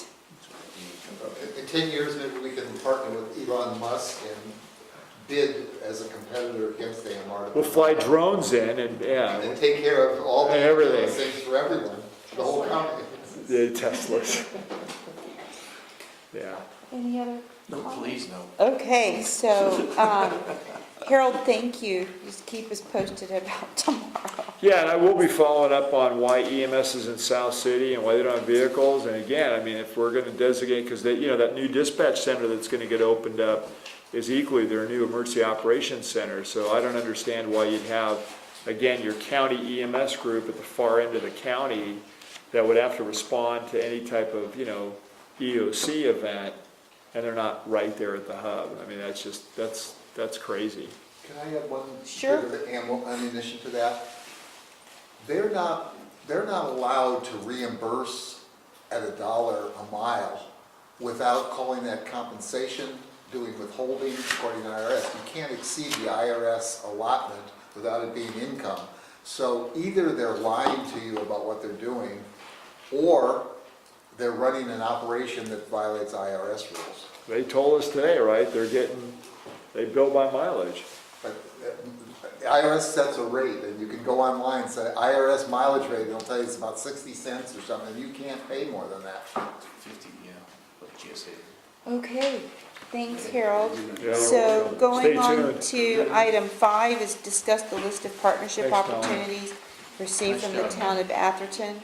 Harold, you want to just kick this off? Because we Yeah, had I a great mean- meeting with them. You know, all we did here is, I know we wanted to talk about, more or less stuff from Menlo Park, but, we met at 2 o'clock with Atherton, 5 PM with Menlo Park, so it was a busy day. This is something that when the town manager and I met, he mentioned to me that they were gonna come up with, based upon our joint meeting, a list of things that would be partnership opportunities. So this is their cut at that. I don't know if there's, if the board wants to do anything, the other way, but I just want to make sure at least we put it on an agenda because the May agenda is full. Michelle tells me we can't get anything else on it. And by the time we get to this, it would be June. So that's a long ways out. So it didn't seem fair to have a discussion about Menlo Park without saying, we had a meeting with Atherton. It was more informational tonight. I wasn't expecting you to have a whole lot of dialogue because it's already late. But, I just wanted you to be aware of it so you could look at it and digest it. And, again, be happy to answer any questions tonight or when you want to get around to this. Jim, you want to give some thoughts on the meeting?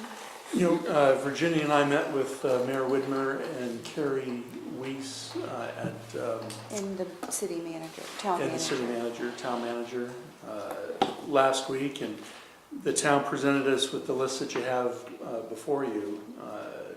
They've entitled it Partnership Opportunities. We went through the list item by item, and I'm not going to comment on the relative merit of the individual items. I'll leave that to you to review and come to your own conclusions. I think there's some there that are very worthy and that we should pursue jointly with the town. Virginia, I don't know if this is something that is agendized for next week to actually go through the list, or what process you want to follow. We have, the selecting. agenda is so full, we probably have to move it out into June, Okay. if that. But, in the meantime, you should look at the list. Jim and I talked about it very briefly in the parking lot about what might make some sense. And there were several that jumped out to me that I thought were ones that we. Assuming that that's the road that we even want to take. It may not even be, so. Rob? Yeah, no, this is great. In fact, we should get a list from all the communities we serve like this to see what type of partnership opportunities we can have, except are they still going to withdraw from the fire district? That did not even come up. I don't think, honestly, these are my thoughts, Rob. I don't think that I think that they understand it's going to be a very, very difficult to almost impossible thing for them to do, which is why they gave us this. Well, this is great. I've gotten to know myself, I can't speak for myself with partnerships. I think this is great to do this with, as I said, with all the other communities. But if their intention is still to withdraw, I don't think that's going to be a consideration for myself to look through this list. But if they don't want to withdraw now and they want to be a working partner with us, I have no problem with it. Thank you. Chuck. Let me make sure I understand what this is. This partnership opportunities is where we can give them money to do these things? That's what it is. Right, it was like That's right, like the Hawk Beacon on ECR. Okay. Yeah. Or it's the not Walsh like Road this. Siren, that's another joint one with There's we one did. about a little more than halfway down where it says payoff of I brought- Atherton's share of. Yeah, so just so you know, Chuck, I told them that we don't break down the long-term liability like that, and What would that, why would they even care what that share is? Well, there's a bunch on here, Chuck, like with the upgrades, fire flow system, work with Cal Water. There are a lot of things here that, Which we've actually done. I Well, see. right, with some of the No. changing of the So items. you, But I mean- you were, I mean, I was a little slow because of the hour. You were mocking this when you said you really appreciate this list. Well, I appreciate them compiling a list, but some of But them you are a don't take little them bit, all, you don't take Some them of all them are seriously. off the wall, maybe. right, a lot of them are a little bit unreasonable. Okay. But, no, oh no, I'm not, it's just nice to get something like this from them, because this is what we asked for at our joint meeting. Yeah, there's, you know, I'll just give you one that's That's not true. on there, which is, you know, we've been talking about with the police department, which is similar to what we do with Menlo Park, which is provide emergency management and oversight for disaster planning and so forth. So there's other things that we could do that they didn't list, but I thought it was a little ironic because that's discussions that the police chief was telling me they're looking at hiring a third-party contractor to do the work. And I said, well, why would you do that? You know, maybe we can work with you on doing that. We already do it. I mean, you know, I mean, they're in the district. Why would you hire somebody to do it when we already do it for Menlo Park? I mean, Well, the second to last one on the last page is talking about EMTs on motorcycles, which we've talked about as a delivery system. That's our service, that's not helping the city of well, Abington. so let me give you one that, here's another one when I saw that, the first thing I thought of. But you know, we have an EMS coordinator, and they have people, and they have to all do basic first aid, CPR requirements. So why wouldn't we partner on helping them make sure that their requirements are met every year for training for the law enforcement officers that we're gonna be working side by side with? I mean, those are just little nonsensical You items. brought that up, and they were totally open to doing that too. Yeah, I mean, because we used to, I remember they used to come over here and fill their oxygen up. We used to do that. We'd fill, you know, their oxygen cylinders up for free. Scuba How tanks. about- I mean, they go to the same patient, why wouldn't we do it? Can we refer this to a committee so that at least if something's happening with it? Well, the liaisons, right? I mean, Well, it could be the liaison, it could be the finance committee, it could be strategic planning, it could be somebody that, Well, I mean, you should probably come up with I mean, again, this is their list, maybe we have an expanded list as well. Or break down, I mean, we can talk about this in June. We can break down, you know, the ones that we what we like. think's reasonable. Yeah, and then come up with possible new ideas and, you know, but, I mean, then it could go to the finance committee, because it's gonna be about money, if we even do anything. I mean, the first thing we have to do is, you know, figure out if we wanna even do anything, right? It's possible that we might not want to, it's possible that we may. So, you know, I think, let's just look at this, and can we bring this back? What do y'all think about bringing it back in June? you know, Are y'all okay with? Michelle loves that, because she says not in May. Yeah, no, that's next week. And go through the list and discuss Yeah, the items and, see well, what's or pick reasonable. out which ones you think are reasonable, Sure, that's right.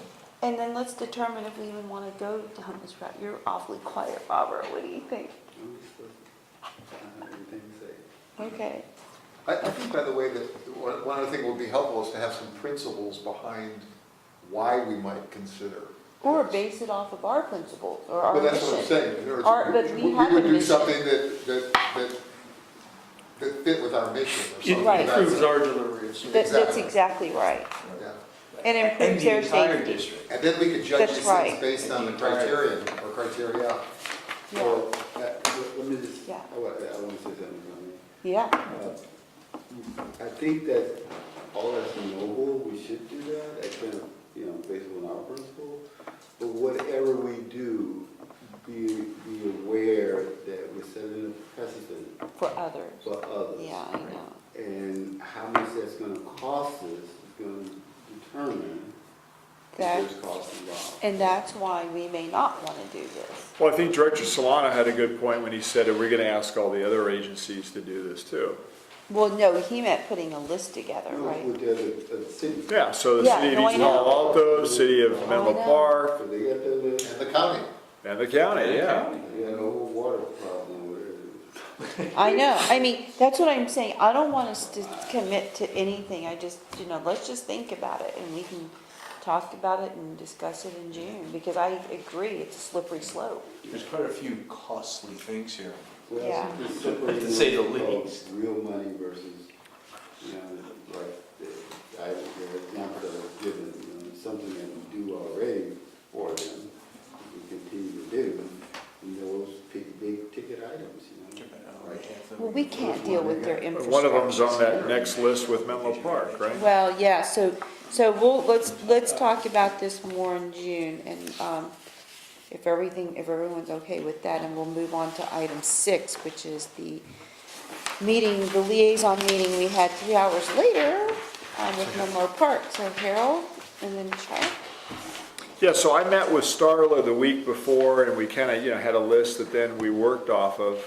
But obviously, the directors wanted to get together because, trying to keep things moving, and obviously, the two of us, we hadn't had a lot of time to do anything. Starla's been busy as the new manager, just trying to get the staff head count up, which, they'd made some pretty significant strides in doing, which good for her.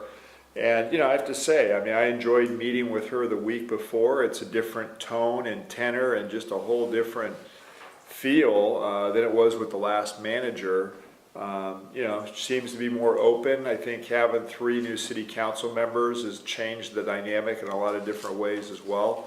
So, the whole meeting with Menlo Park has a different feel to it, and I think it's a positive feel. And so based upon that, she took notes at the meeting, and so this is kind of that culmination of what came out of our list that we both went over the week before, and then, kind of maybe the low-hanging fruit or areas of commonality that the board members felt that we could get down to like 3, I think we said, 3 to 5 priorities, or what was the most important things to everybody that would be on a list. And so this is Starla, the city manager's notes from that. Chuck?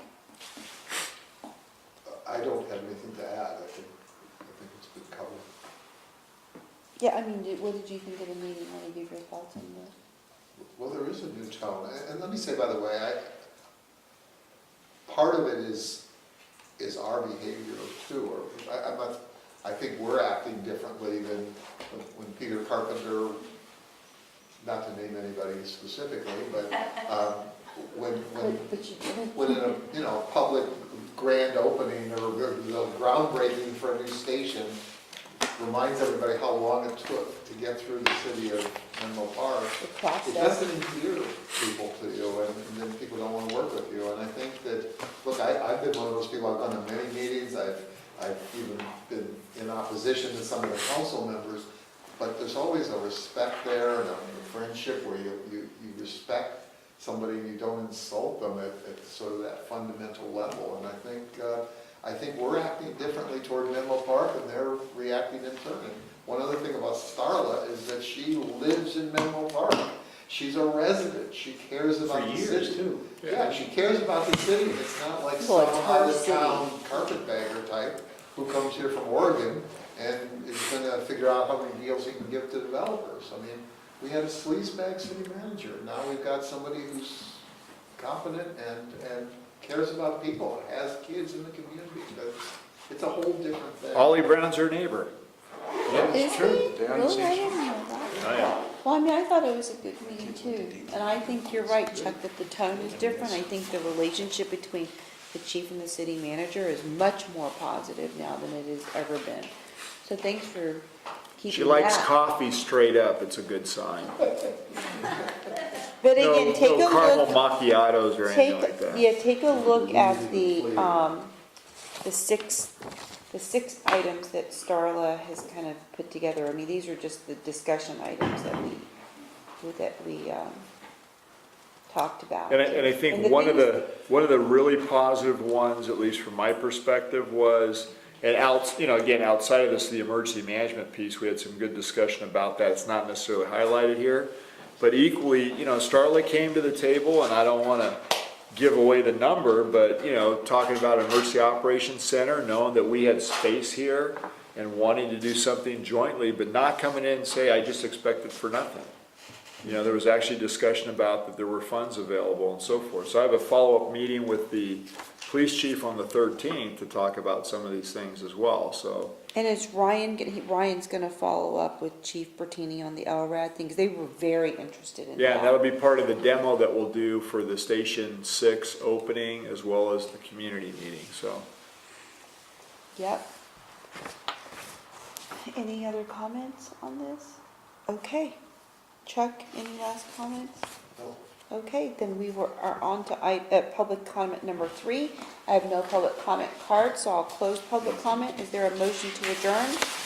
So moved. Second? Second. Okay, so the Overrun meeting, by the- all in favor? Aye. The meeting's adjourned at 10:25. Thank you for your patience and thanks for being here. I think we got it.